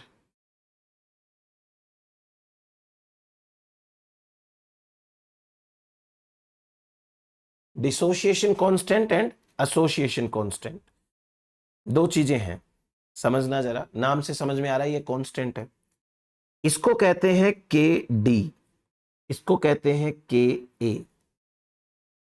अब सिंपल सी बात है, अगर के डी डिसोशिएशन कांस्टेंट, इसकी वैल्यू ज्यादा होगी, वैल्यू हाई, तो क्या होगा? डिसोशिएशन ज्यादा होगा और रिसेप्टर से सिग्नल बाइंड कम होगा। तो यदि केडी की वैल्यू हाई है तो binding of signal and receptor कम होगी। क्यों? क्योंकि के डी किसको रिप्रेजेंट करता है? डिसोशिएट होने को रिप्रेजेंट करता है। के डी जितना ज्यादा होगा, डिसोशिएशन उतना ज्यादा होगा, तो एसोसिएशन कम होगा। और के डी की वैल्यू अगर कम होगी, तो के डी की वैल्यू कम होगी तो binding of signal and receptor ज्यादा होगी। इसका मतलब मैं ये रिलेशनशिप लिख दूं कि केडी कम है तो बाइंडिंग ज्यादा है, केडी कम है तो बाइंडिंग ज्यादा है। अब इसका उल्टा एसोसिएशन कांस्टेंट, एसोसिएशन कांस्टेंट का मतलब हो गया एसोसिएट होना। अगर एसोसिएशन कांस्टेंट की वैल्यू ज्यादा है तो इसका मतलब बाइंडिंग ज्यादा है, बाइंडिंग ज्यादा है। और अगर एसोसिएशन कांस्टेंट की वैल्यू कम है तो इसका मतलब बाइंडिंग कम है। तो बाइंडिंग रिसेप्टर और उसकी बात कर रहे हैं अपन, सिग्नल मॉलिक्यूल की, उसकी बाइंडिंग की बात कर रहे हैं। अब हम केडी वैल्यू को टेक्निकली अगर डिफाइन करें तो हम क्या लिख सकते हैं, देखिए केडी वैल्यू की टेक्निकल डेफिनेशन होगी कि सिग्नल मॉलिक्यूल की कितनी कॉन्सेंट्रेशन है जिससे कि 50% रिसेप्टर्स ऑक्यूपाई हो जाए। देखो जैसे मान लो मैं एक सेल की बात करता हूं, सिर्फ एक सेल की, क्लियर। एक सेल पर मान लीजिए ये रिसेप्टर बना रहे हैं हम, अभी मेरे को खुद को नहीं पता मैं कितने रिसेप्टर बनाऊंगा, यहां पे बस बना लेते हैं जितने बने।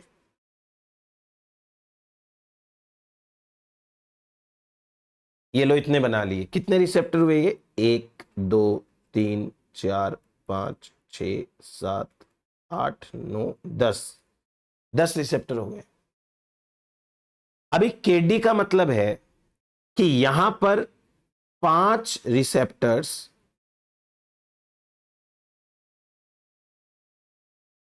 के लिए, फॉर 5 रिसेप्टर्स,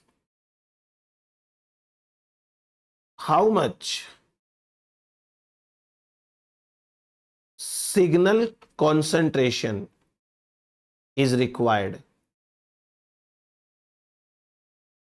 उसको कहते हैं केडी।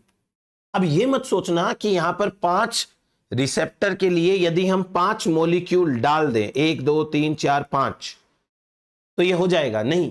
कोई गारंटी नहीं है कि ये 5 मॉलिक्यूल सही जगह बाइंड होंगे।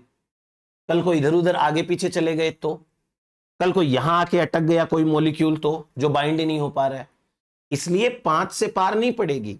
यह मत सोचना कि 10 रिसेप्टर है तो 5 को ऑक्यूपाई करने के लिए 5 सिग्नल मॉलिक्यूल सफिशिएंट है, कभी नहीं। 5 सिग्नल मॉलिक्यूल से कुछ नहीं होगा, ज्यादा सिग्नल मॉलिक्यूल चाहिए। तो concentration of signal molecules required to occupy 50% receptors is known as KD value.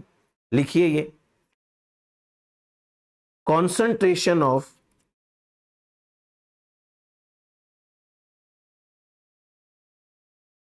signal molecules required to occupy 50% receptors, इसको कहते हैं हम केडी वैल्यू। अब केडी वैल्यू में और के में क्या रिलेशन रहा, इनवर्सली प्रोपोर्शनल का ना। डिसोसिएशन ज्यादा है तो एसोसिएशन कम है, एसोसिएशन ज्यादा है तो डिसोसिएशन कम है, सिंपल सी बात हो गई। तो हम सिंपल सी बात करते हैं, जैसे मान लीजिए कि कोई सिग्नल कॉन्सेंट्रेशन है, सिग्नल कॉन्सेंट्रेशन जैसे 10⁻⁻6 मोलार है, ये 10⁻⁻8 मोलार है, 10⁻⁻10 मोलार है, ठीक है। ये सिग्नल के कॉन्सेंट्रेशन है। तो इन तीनों में सबसे ज्यादा सिग्नल मॉलिक्यूल की कॉन्सेंट्रेशन कहां है, माइनस में चल रहा है, तो जो जितना कम माइनस होगा वो उतना ज्यादा होगा। इसका मतलब यहां पर है मोर कॉन्सेंट्रेशन और यहां पर है लेस कॉन्सेंट्रेशन। भाई जितना माइनस में कम होगा उतना ही तो ज्यादा होगा ना। अभी यहां पर मोर कॉन्सेंट्रेशन आ गई, तो मोर कॉन्सेंट्रेशन है तो डिसोसिएशन क्या होगा, कम होगा। तो केडी तो यहां कम है और एसोसिएशन यहां ज्यादा है, और यहां पर केडी वैल्यू ज्यादा है और एसोसिएशन कम है। ये हम बात कर रहे हैं किसके बेसिस पे, सिंपली कॉन्सेंट्रेशन के बेसिस पे। हम ये नहीं कर रहे कि सबसे ज्यादा एसोसिएशन इसी पे होगा, कंपेरेटिवली हम बात कर रहे हैं। तो ये हो गया हमारे पास में केडी और के की वैल्यू। अब हम बात करते हैं सिग्नल मॉलिक्यूल के टाइप्स की। सिग्नल मॉलिक्यूल की बात कर लेते हैं।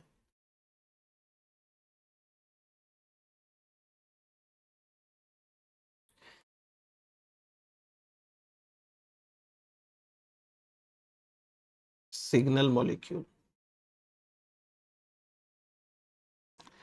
सिग्नल मॉलिक्यूल्स को ब्रॉडली दो कैटेगरी के अंदर डिवाइड करेंगे। एक तो होते हैं polar signal molecules,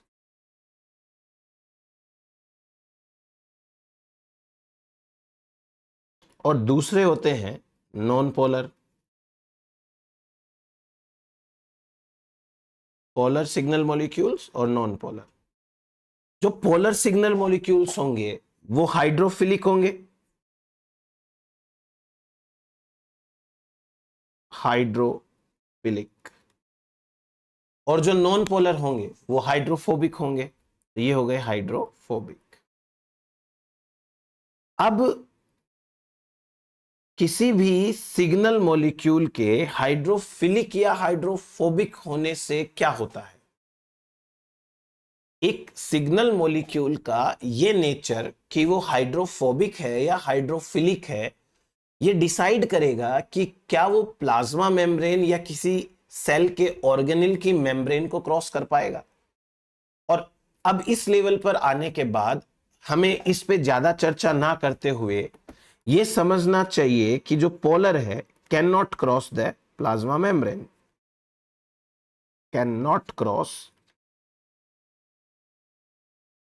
the cell membrane, right. और ये जो नॉन पोलर होते हैं they can easily cross, they can cross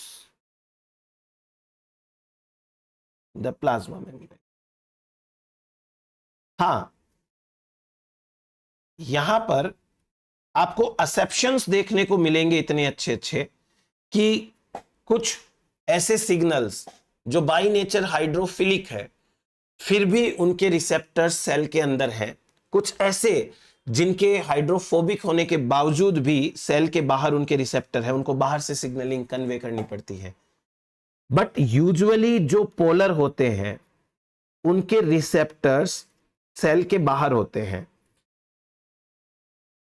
receptor on plasma membrane,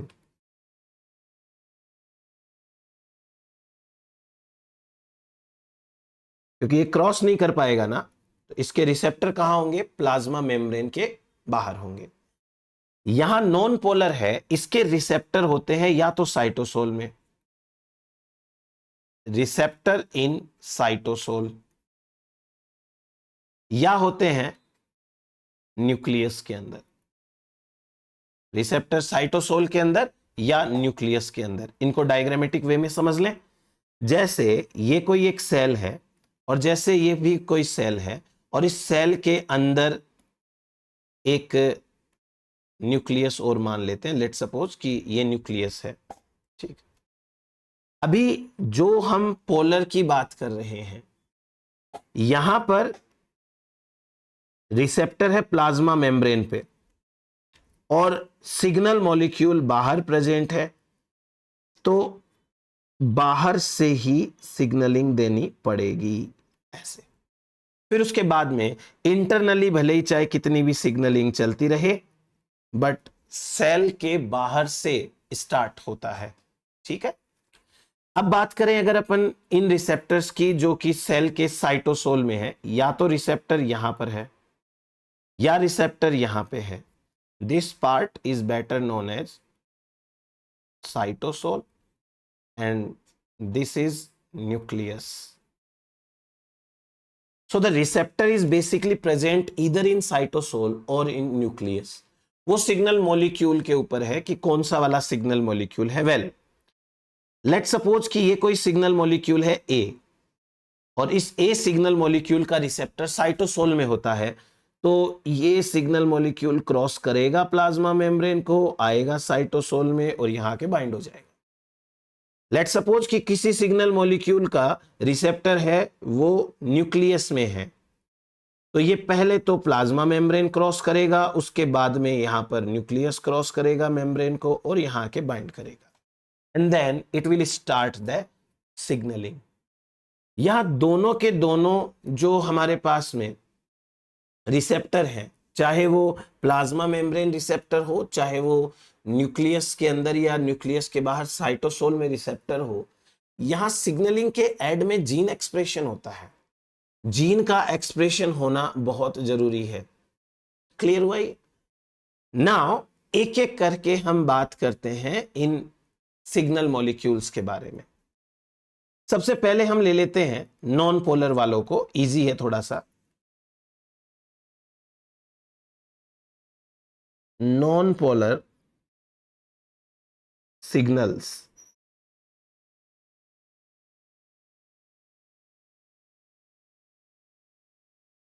non polar signal molecules के अंदर पहले तो आते हैं most of steroids. Most of steroids, और ये जितने स्टेरॉइड्स हैं वो बने हैं कोलेस्ट्रॉल से, जैसे एल्डोस्टेरोन,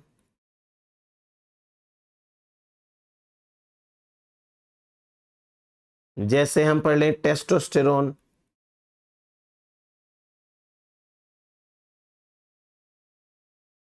प्रोजेस्टेरोन, इक्डिसन, जैसे कॉर्टिसोल, एस्ट्रोजन,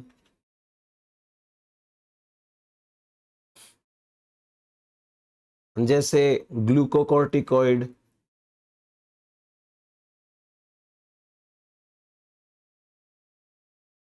मिनरेलोकॉर्टिकॉइड,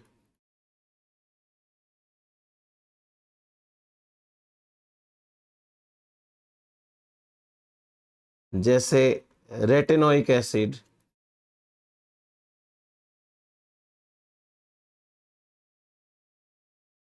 तो ये सारे के सारे जो स्टेरॉइड टाइप के हैं वो हो गए cholesterol derived signal molecules.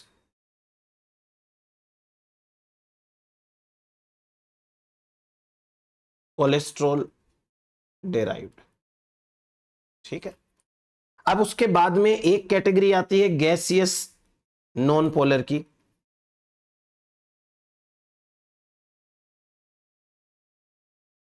Gaseous signals. Gaseous signals के अंदर मोस्ट इंपॉर्टेंटली हम पढ़ेंगे नाइट्रिक ऑक्साइड,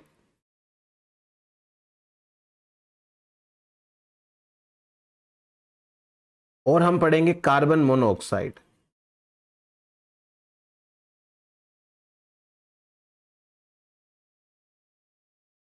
नाइट्रिक ऑक्साइड और कार्बन मोनोऑक्साइड, ये हो गया हमारे पास में गैसियस सिग्नल्स। दो बहुत काम के हैं ये। तो ये तो हो गया नॉन पोलर के बारे में। अभी अपन बात करते हैं कुछ पोलर के बारे में। Polar signals. In case of polar signals, protein, amino acids, ये सब आते हैं इसके अंदर। जैसे पहले बात करते हैं छोटे सिग्नल्स की, amino acids. Amino acids, in case of amino acids दो इंपॉर्टेंट होते हैं, aspartate, glutamate. Aspartate and glutamate क्या करते हैं? सोडियम आयन चैनल्स को ओपन करते हैं। Ligand gated sodium ion channel, क्योंकि ये लाइगेंड है, तो दे open sodium ion channels. Open ligand gated sodium ion channel. तो जब सोडियम आयन चैनल ओपन होंगे तो सोडियम आयन्स अंदर जाएंगे ना, और जब सोडियम आयन्स अंदर जाएंगे तो डीपोलराइजेशन हो जाएगा सेल का। डीपोलराइजेशन हो जाएगा, सेल एक्साइट हो जाएगी। इसलिए इन दोनों को कहते हैं excitatory neurotransmitters. Excitatory neuro transmitter, ये एक्साइटेटरी न्यूरोट्रांसमीटर कहलाते हैं। इनके उल्टे भी हैं दो, एक का नाम है ग्लाइसिन और एक का नाम है गामा अमाइनो ब्यूटायरिक एसिड, गाबा बोलते हैं, गामा अमाइनो ब्यूटायरिक एसिड। ये इनके उल्टे हैं, बट इनके उल्टे होने का मतलब ये नहीं है कि ये सोडियम आयन चैनल को बंद करते हैं, नहीं, ये क्या करते हैं, क्लोराइड आयन चैनल को ओपन करते हैं, open ligand gated chloride ion channel. तो इससे जब क्लोराइड आयन अंदर आएगा तो वापस से नेगेटिव चार्ज अंदर बढ़ेगा, तो वो जो डीपोलराइजेशन है वो इनिशिएट नहीं हो पाएगा, इसलिए ये उल्टे हैं इनके, करेक्ट है। तो ये हो गया हमारे पास में inhibitory neurotransmitters, inhibitory neurotransmitter. Clear. ये हुआ हमारे पास में अमीनो एसिड के बारे में। अभी अमीनो एसिड के डेरिवेटिव्स देखो।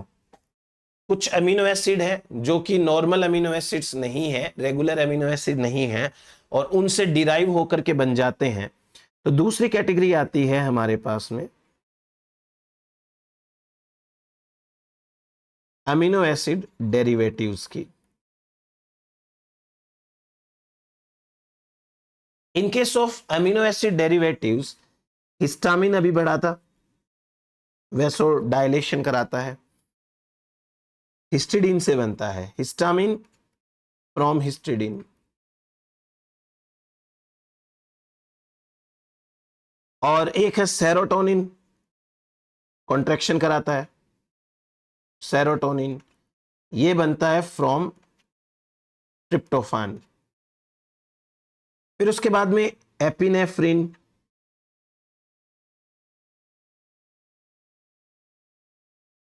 नोर एपिनेफ्रिन,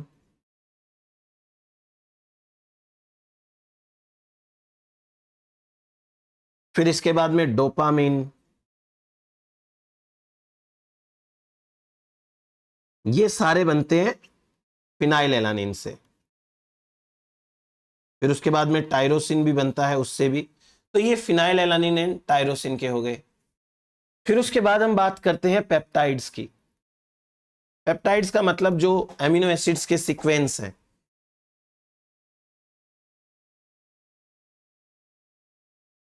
पेप्टाइड्स, इसमें एक खास पेप्टाइड है, बहुत छोटा सा है, इसका नाम है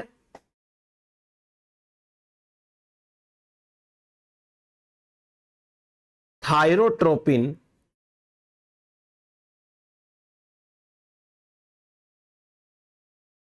releasing hormone. Thyrotropin releasing hormone, TRH, TRH। ये स्मॉलेस्ट एमिनो एसिड या स्मॉलेस्ट पेप्टाइड है। ये बना होता है 3 अमीनो एसिड का, एमिनो एसिड 1, एमिनो एसिड 2 और एमिनो एसिड 3। अब इनमें से जो एमिनो एसिड 1 है उसका नाम है पायरोग्लूटामिल,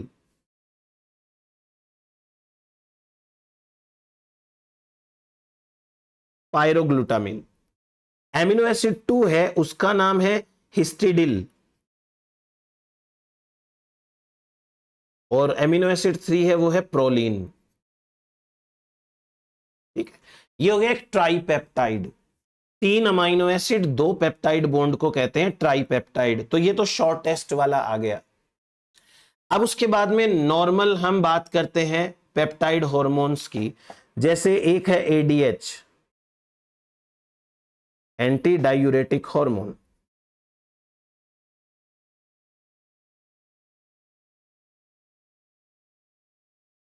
एंटी डायूरेटिक हार्मोन।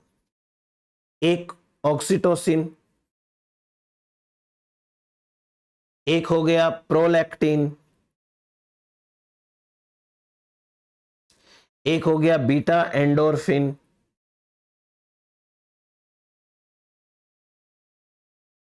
एक हो गया एनकेफ्लिन, एक हो गया इंसुलिन,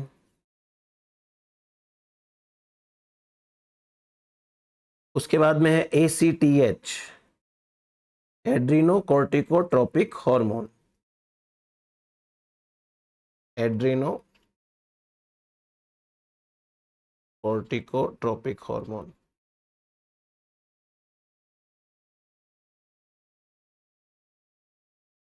एक है LH, ल्यूटिनाइजिंग हार्मोन, ग्लूकागोन। इनके नाम लिख लीजिए, काम आएंगे ये। ग्लूकागोन के बाद में ग्रोथ हार्मोन, LH आया, वहां पर FSH भी लिख लीजिए, LH FSH ये दोनों तो साथ में ही हैं, LH FSH। फिर उसके बाद में और बहुत सारे हैं, insulin like growth factor, insulin like growth factor. एक जब हम फर्टिलाइजेशन पढ़ते हैं सी अर्चिन के अंदर, तो सी अर्चिन के फर्टिलाइजेशन के अंदर जो एग है, उस एग के प्लाज्मा मेम्ब्रेन के बाहर एक विटेलाइन मेम्ब्रेन होती है, और विटेलाइन मेम्ब्रेन के बाहर एक जेली कोट होता है। जेली कोट एक 14 अमाइनो एसिड का छोटा सा प्रोटीन है, रिलीज करती है, उसका नाम है रीसेक्ट।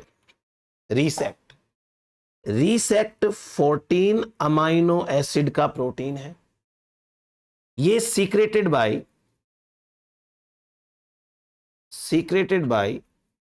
जेलीकोट,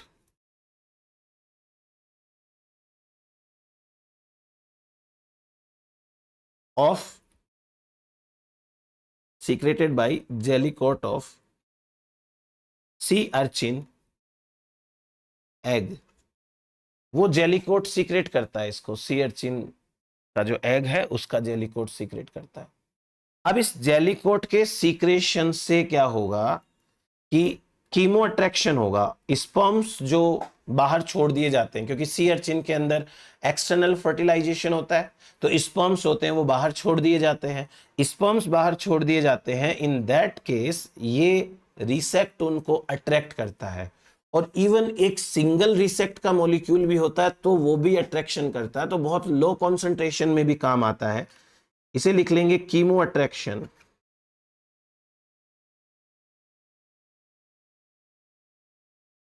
chemo attraction of sperms.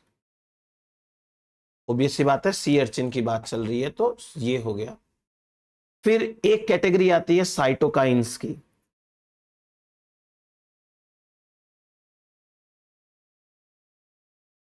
Cytokines की कैटेगरी के अंदर हम बात करते हैं इंटरल्यूकिन्स की।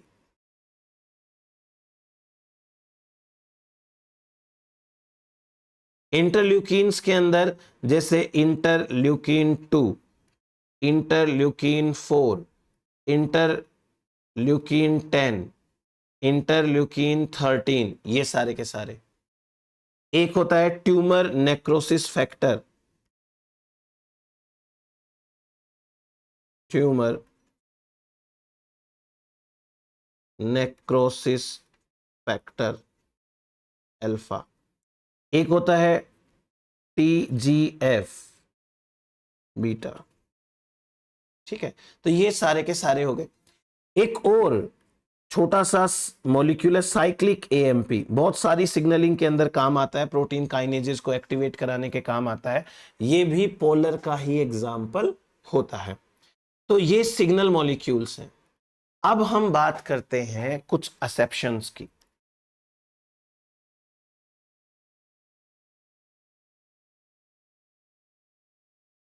एक्सेप्शंस इन द सेंस कि कुछ पोलर सिग्नल मॉलिक्यूल्स हैं, और हमने अभी पढ़ा कि जो पोलर सिग्नल मॉलिक्यूल्स होते हैं उनके रिसेप्टर कहां होने चाहिए, उनके रिसेप्टर होने चाहिए प्लाज्मा मेम्ब्रेन पे। उसके बावजूद उनके रिसेप्टर कहां प्रेजेंट है, साइटोसोल के अंदर।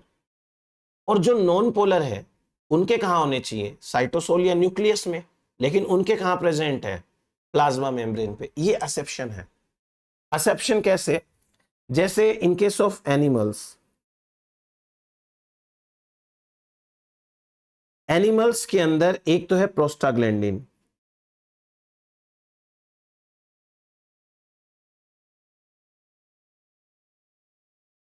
एक हो गया थ्रोम्बेक्सिन,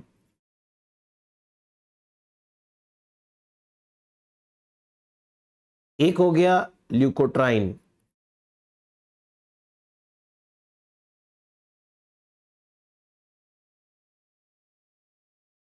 ल्यूकोट्राइन, ये सारे के सारे है तो नॉन पोलर,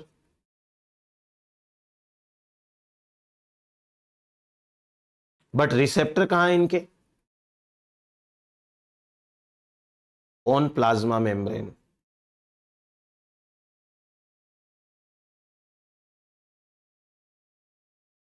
और एक्सपेक्टेड क्या था कि इनके रिसेप्टर कहां होंगे?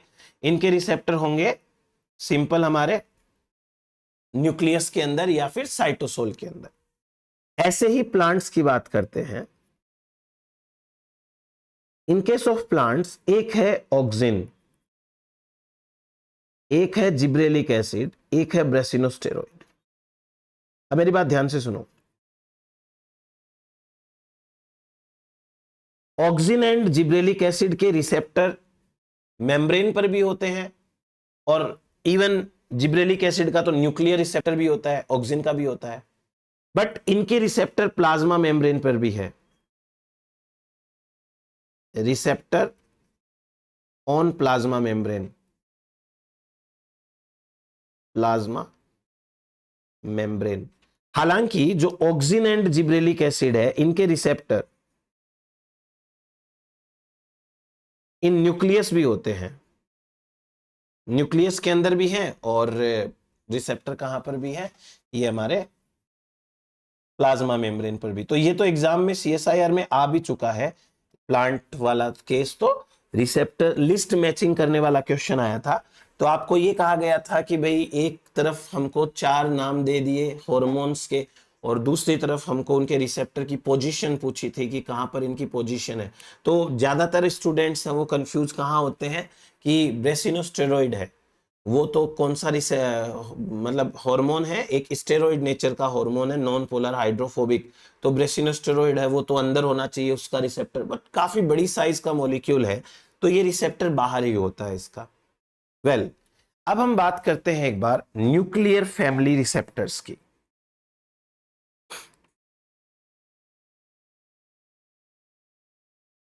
Nuclear family receptor. In case of nuclear family receptors, जो न्यूक्लियस में जाएंगे उन्हें कहते हैं न्यूक्लियर फैमिली रिसेप्टर। इनकी खास बात क्या होती है भाई? इनके सिग्नल जो है वो नॉन पोलर होने चाहिए, तो देयर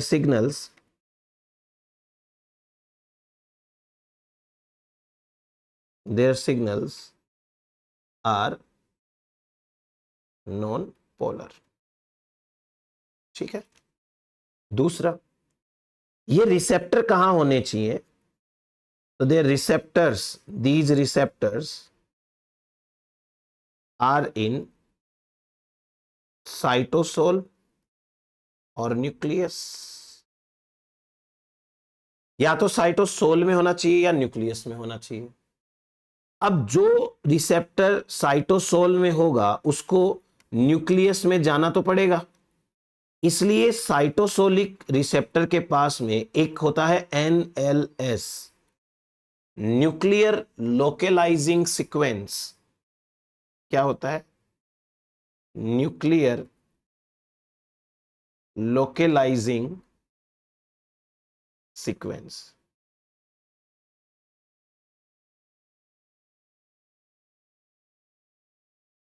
न्यूक्लियर लोकेलाइजिंग सीक्वेंस की हेल्प से ही ये न्यूक्लियस के अंदर जा पाएगा। और बात करते हैं, ये जो रिसेप्टर्स होते हैं ये ट्रांसक्रिप्शन फैक्टर की तरह काम करते हैं। मैंने बोला ना, जीन एक्सप्रेशन तो होगा ही होगा। तो ये रिसेप्टर जब हार्मोन के साथ बाइंड हो जाते हैं तो बनता है रिसेप्टर हार्मोन कॉम्प्लेक्स, और ये जो रिसेप्टर हार्मोन कॉम्प्लेक्स है ये ट्रांसक्रिप्शन फैक्टर की तरह काम करता है, ये जीन के ट्रांसक्रिप्शन को कराता है। तो ये ट्रांसक्रिप्शन फैक्टर की तरह काम करते हैं। दीज रिसेप्टर्स एक्ट एज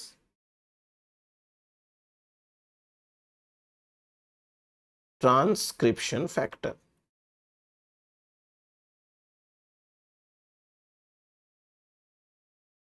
ये ट्रांसक्रिप्शन फैक्टर्स की तरह काम करते हैं। ठीक है, इतना। अब इन रिसेप्टर्स के अंदर मैं आपको एक सिंपल सी स्ट्रक्चर की बात करते हैं, एक बार सिंपल स्ट्रक्चर।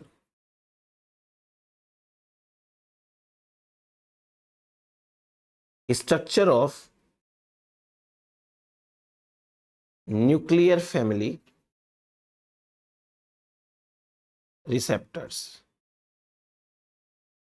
न्यूक्लियर फैमिली के रिसेप्टर्स की स्ट्रक्चर की बात करेंगे। अब इनके पास में कुछ स्पेशल डोमेन्स होते हैं जो होने चाहिए। जैसे मैं ये कहूं ये एन टर्मिनस है, क्योंकि ये रिसेप्टर भी प्रोटीन ही है, ये सी टर्मिनस है, तो इनके पास में ये तो होना ही है। यहां पर एक डोमेन होता है, इसे कहते हैं A oblique B domain. A B domain variable region है ये।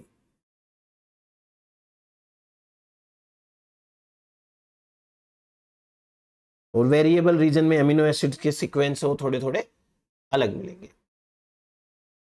उसके बाद में एक डोमेन होता है जो महत्वपूर्ण है, बहुत ज्यादा इंपॉर्टेंट है, इसे कहते हैं सी डोमेन।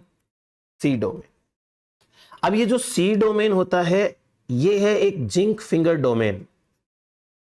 Zinc finger domain. और आपको पता है कि जिंक फिंगर डोमेन क्या होता है?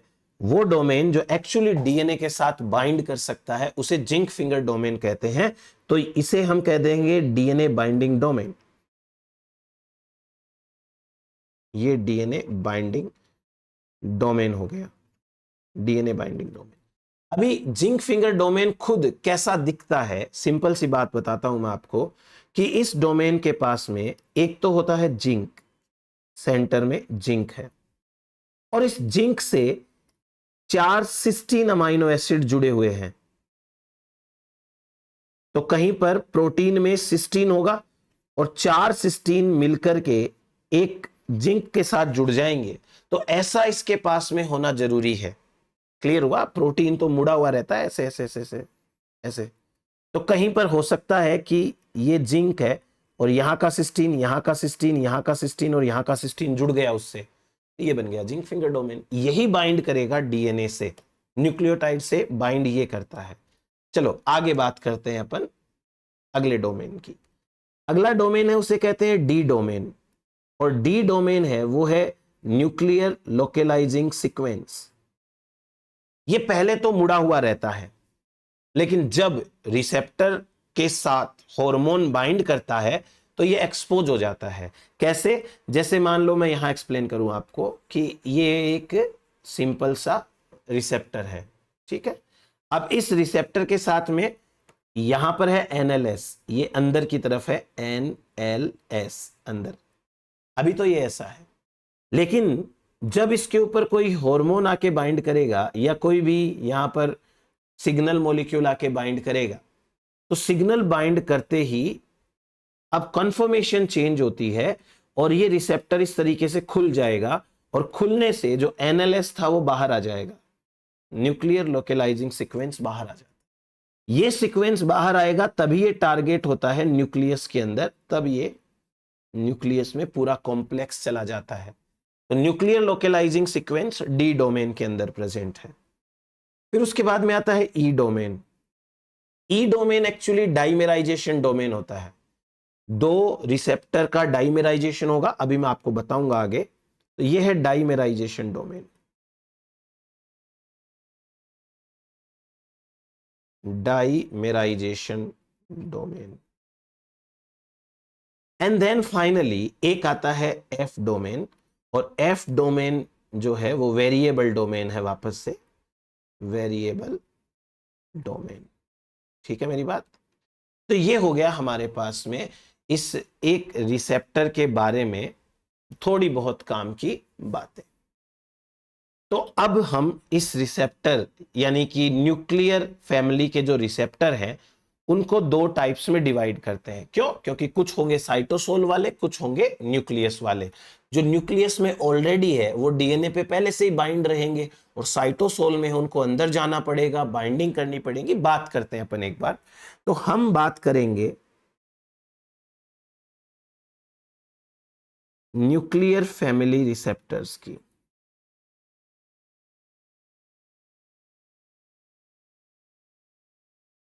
ये न्यूक्लियर फैमिली रिसेप्टर्स को डिवाइड करो दो पार्ट्स के अंदर। एक होता है टाइप 1 और एक होता है टाइप 2।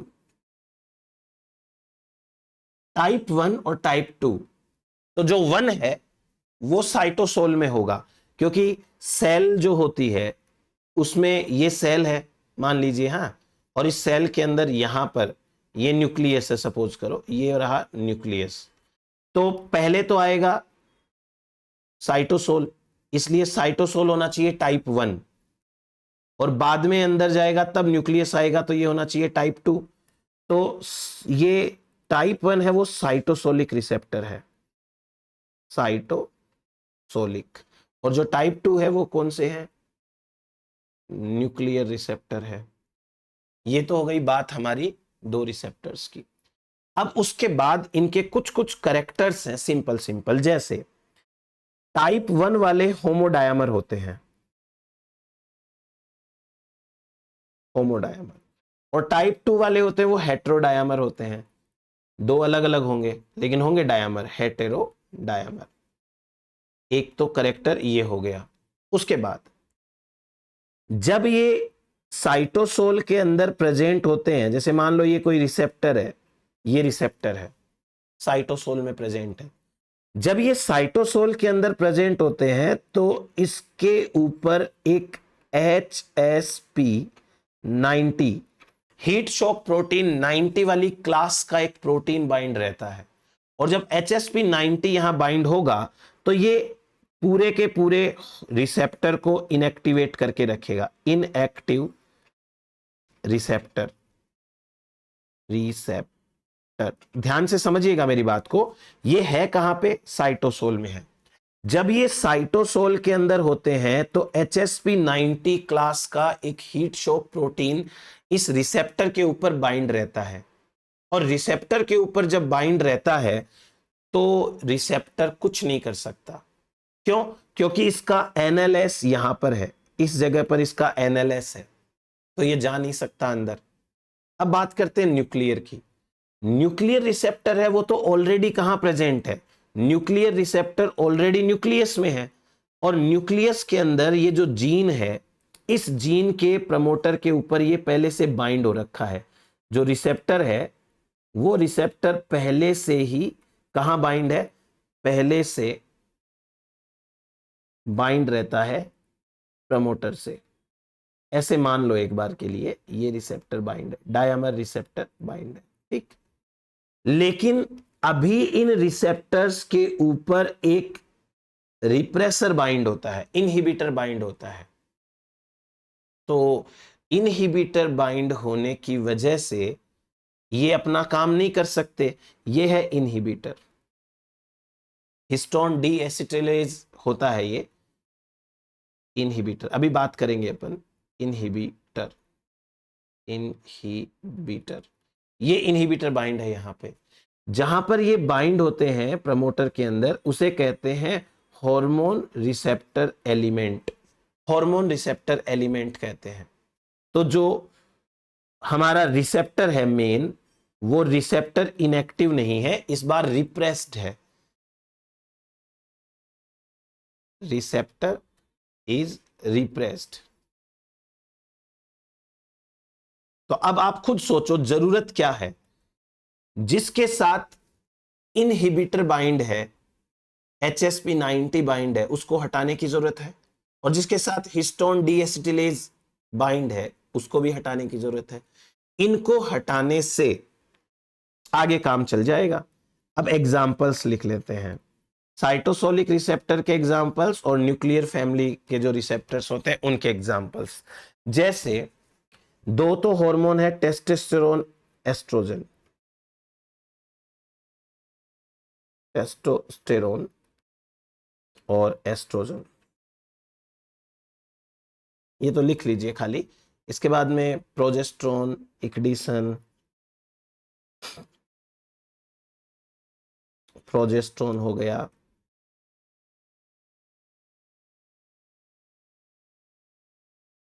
इक्डिसन हो गया, ग्लूको कॉर्टिकोइड हो गया, मिनरेलो कॉर्टिकोइड हो गया, है ना।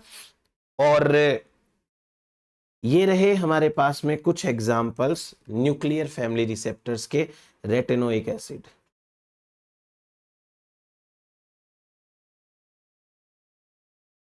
जैसे थायरोक्सिन,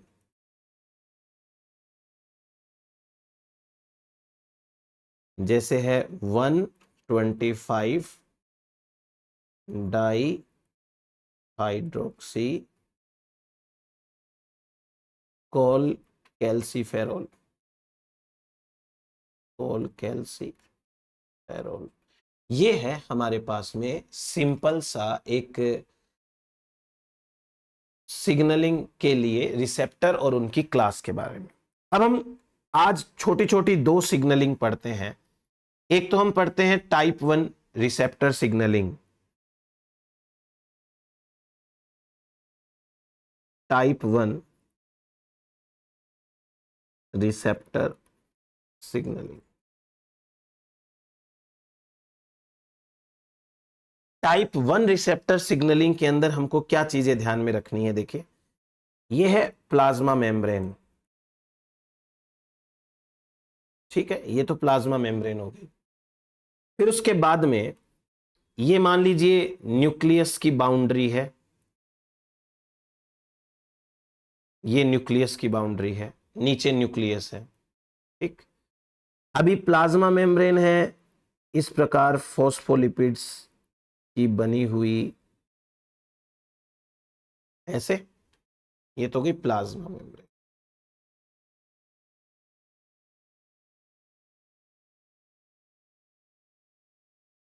और ये हो गई न्यूक्लियर मेम्ब्रेन।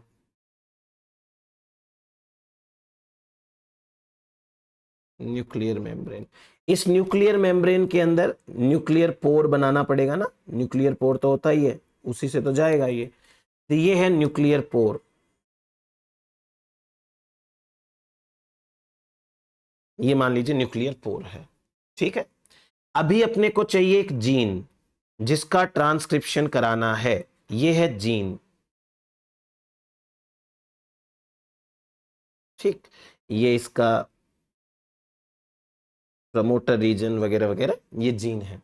नाउ हमने ऊपर अभी ये पढ़ा है कि जो रिसेप्टर होते हैं वो रिसेप्टर क्या करते हैं, साइटोसोल में प्रेजेंट होते हैं। तो मान लीजिए कि ये वाला रिसेप्टर है साइटोसोल के अंदर ऐसे प्रेजेंट है, एक रिसेप्टर तो ये है और इसके साथ में एक और रिसेप्टर है, क्योंकि डायमर बनाना पड़ेगा ना, तो दो रिसेप्टर्स हैं। और ये दोनों रिसेप्टर्स किसके साथ में बंधे हुए हैं, ये बंधे हुए हैं HSP90 के साथ में। ये है HSP90, ये HSP90 है और ये HSP90 है। इन दोनों रिसेप्टर्स के पास यहां पर है न्यूक्लियर लोकलाइजिंग सीक्वेंसेस NLS, जो इनको अंदर लेके जाएंगे।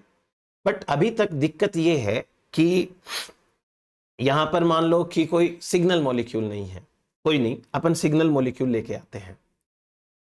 हमारे पास में एक सिग्नल मॉलिक्यूल है ग्लूकोकॉर्टिकॉइड, ये मान लो ग्लूकोकॉर्टिकॉइड है,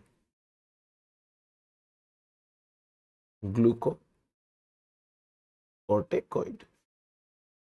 ग्लूकोकॉर्टिकॉइड का मॉलिक्यूल इजीली क्रॉस करेगा प्लाज्मा मेम्ब्रेन को, और बहुत सारे ग्लूकोकॉर्टिकॉइड है वो प्लाज्मा मेम्ब्रेन को क्रॉस करके आएंगे, यहां पर बाइंड हो जाएंगे, यहां पर भी बाइंड हो जाएंगे, यहां पर भी बाइंड हो जाएंगे। जैसे ही ये दोनों बाइंड होते हैं, दोनों सिग्नल मॉलिक्यूल ग्लूकोकॉर्टिकॉइड बाइंड होते हैं, तो ग्लूकोकॉर्टिकॉइड के बाइंड होने से रिसेप्टर की HSP90 के साथ एफिशिएंसी, एफिनिटी कम हो जाती है, कन्फॉर्मेशनल चेंजेस आते हैं। और कन्फर्मेशनल चेंजेस आने की वजह से HSP90 हट जाता है। HSP90 जैसे ही हटेगा, ये रिसेप्टर इस तरीके से फ्री हो चुके हैं, और जब ये फ्री हो जाते हैं तो ये बनाते हैं होमोडायमर। ये ग्लूकोकॉर्टिकॉइड, ये ग्लूकोकॉर्टिकॉइड, क्या बन गया? एक होमोडायमर, रिसेप्टर डायमर बन गया। ठीक है, ये रिसेप्टर था और डायमर बन गया। अभी डायमर बनने के बाद में ये डायमर कॉम्प्लेक्स आएगा कहां पर? न्यूक्लियस के अंदर। और न्यूक्लियस के अंदर आने के बाद में ये सीधा जाकर बाइंड करेगा डीएनए के साथ में, और डीएनए के साथ इनका जो जिंक फिंगर डोमेन है वही बाइंड कर पाएगा। तो जिंक फिंगर डोमेन ने डीएनए के साथ में बाइंडिंग शो करी है। ये हो गया हमारे पास में रिसेप्टर हार्मोन कॉम्प्लेक्स। अब यहां पर एक और एक्टिवेटर की जरूरत है। यहां पर आता है histone acetyl transferase. Histone acetyl transferase, histone acetyl transferase आएगा, यहां पर आकर के बाइंड करेगा इस तरीके से। ये आ गया HAT, histone acetyl transferase.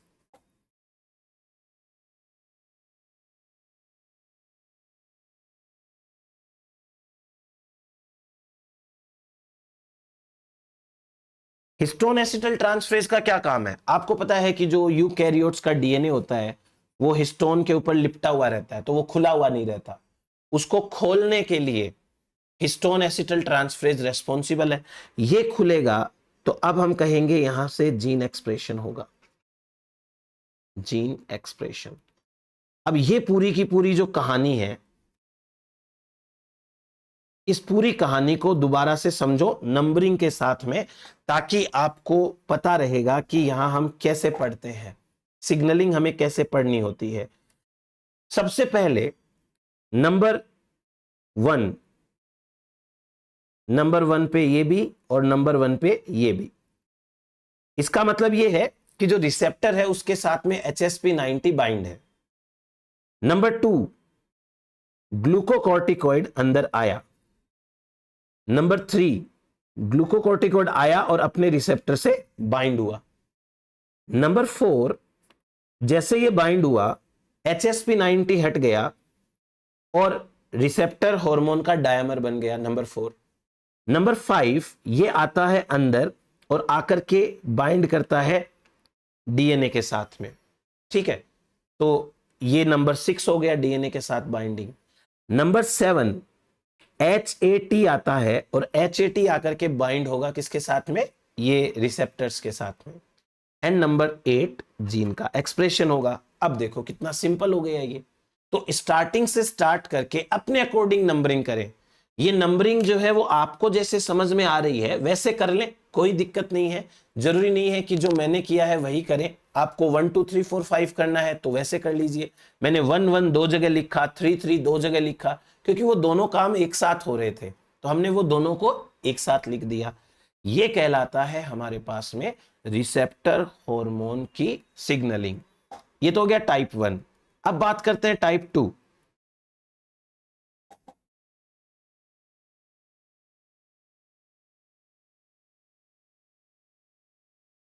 Type 2 receptor signalling.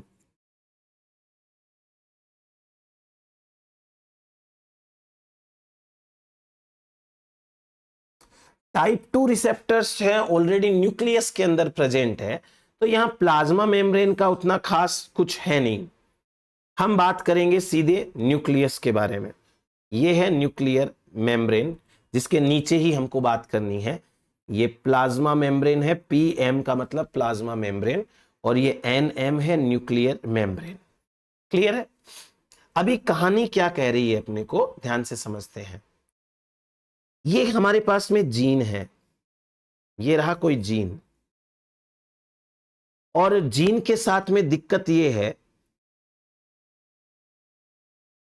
कि जीन के ऊपर ऑलरेडी रिसेप्टर्स बाइंड है, ये रहे receptors,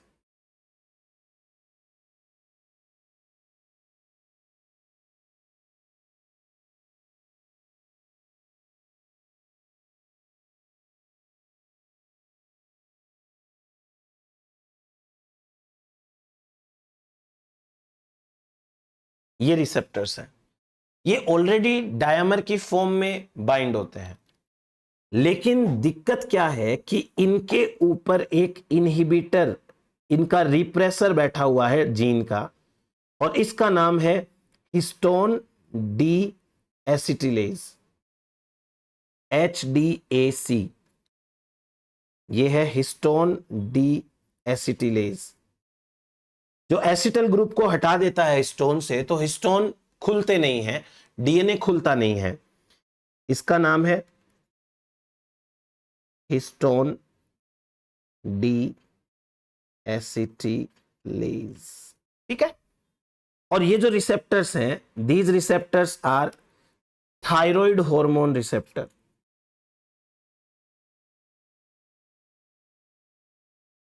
thyroid hormone receptor. Clear हुआ? अब क्या होगा यहां पर? अब यहां पर कोई जीन का एक्सप्रेशन नहीं है, नो जीन एक्सप्रेशन। तो क्या करें? हमें थायराइड हार्मोन लाना पड़ेगा। लेट्स सपोज कि ये है थायराइड हार्मोन जो न्यूक्लियस के अंदर आ गया, आराम से क्रॉस करता करता आ जाएगा। ये थायराइड हार्मोन है, और जो थायराइड हार्मोन है, इस हार्मोन की खास बात, ये आएगा अपने रिसेप्टर से आके बाइंड करेगा। तो ये इसके रिसेप्टर्स हैं,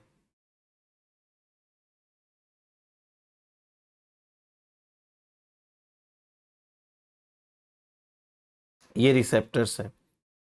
जब थायराइड हार्मोन अपने रिसेप्टर से बाइंड करता है, तो रिसेप्टर से बाइंड करने से रिसेप्टर की एफिनिटी कम हो जाती है। किसके लिए? HDAC के लिए। ये रिसेप्टर हार्मोन की जो एफिनिटी है वो कम हो गई। सॉरी, रिसेप्टर हार्मोन की नहीं, रिसेप्टर और रिप्रेसर की, HDAC, ये तो हट गया।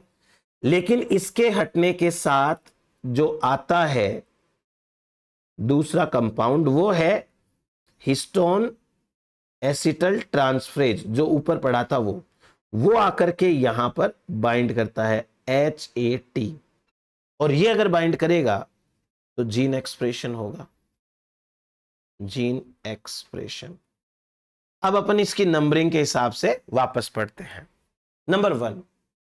नंबर वन में ये कॉम्प्लेक्स बाइंड है ऑलरेडी हार्मोन, उसके ऊपर HDAC। और अगर ये बाइंड है तो there is no gene expression, ये भी एक साथ वही है। नाउ नंबर 2, थायराइड हार्मोन आता है। नंबर 3, HDAC हटता है। नंबर 4, HAT आता है। बाइंड होगा तो ये कॉम्प्लेक्स बनेगा, और कॉम्प्लेक्स बनेगा तो जीन एक्सप्रेशन होगा। ये है सिंपल सा हमारे पास में सिग्नलिंग। किसके बारे में? रिसेप्टर 1 एंड रिसेप्टर 2 के बारे में सिग्नलिंग जो पढ़ी। आज की क्लास में हम इतना ही करेंगे। अब सिग्नलिंग मैं कंटिन्यू करूंगा। रोज क्लासेस का तो प्रॉमिस नहीं कर सकता, लेकिन फिर भी 2 दिन से या 3 दिन से एक क्लास, और हर सिग्नलिंग को हम एक एक करके डिटेल में पढ़ेंगे। उससे एक्सपेक्टेड क्वेश्चंस हैं वो भी देखेंगे, और बाकी चीज भी देखते हैं। तो चलिए, थैंक यू आज के लिए, और जल्द मिलते हैं अभी सिग्नलिंग के साथ में।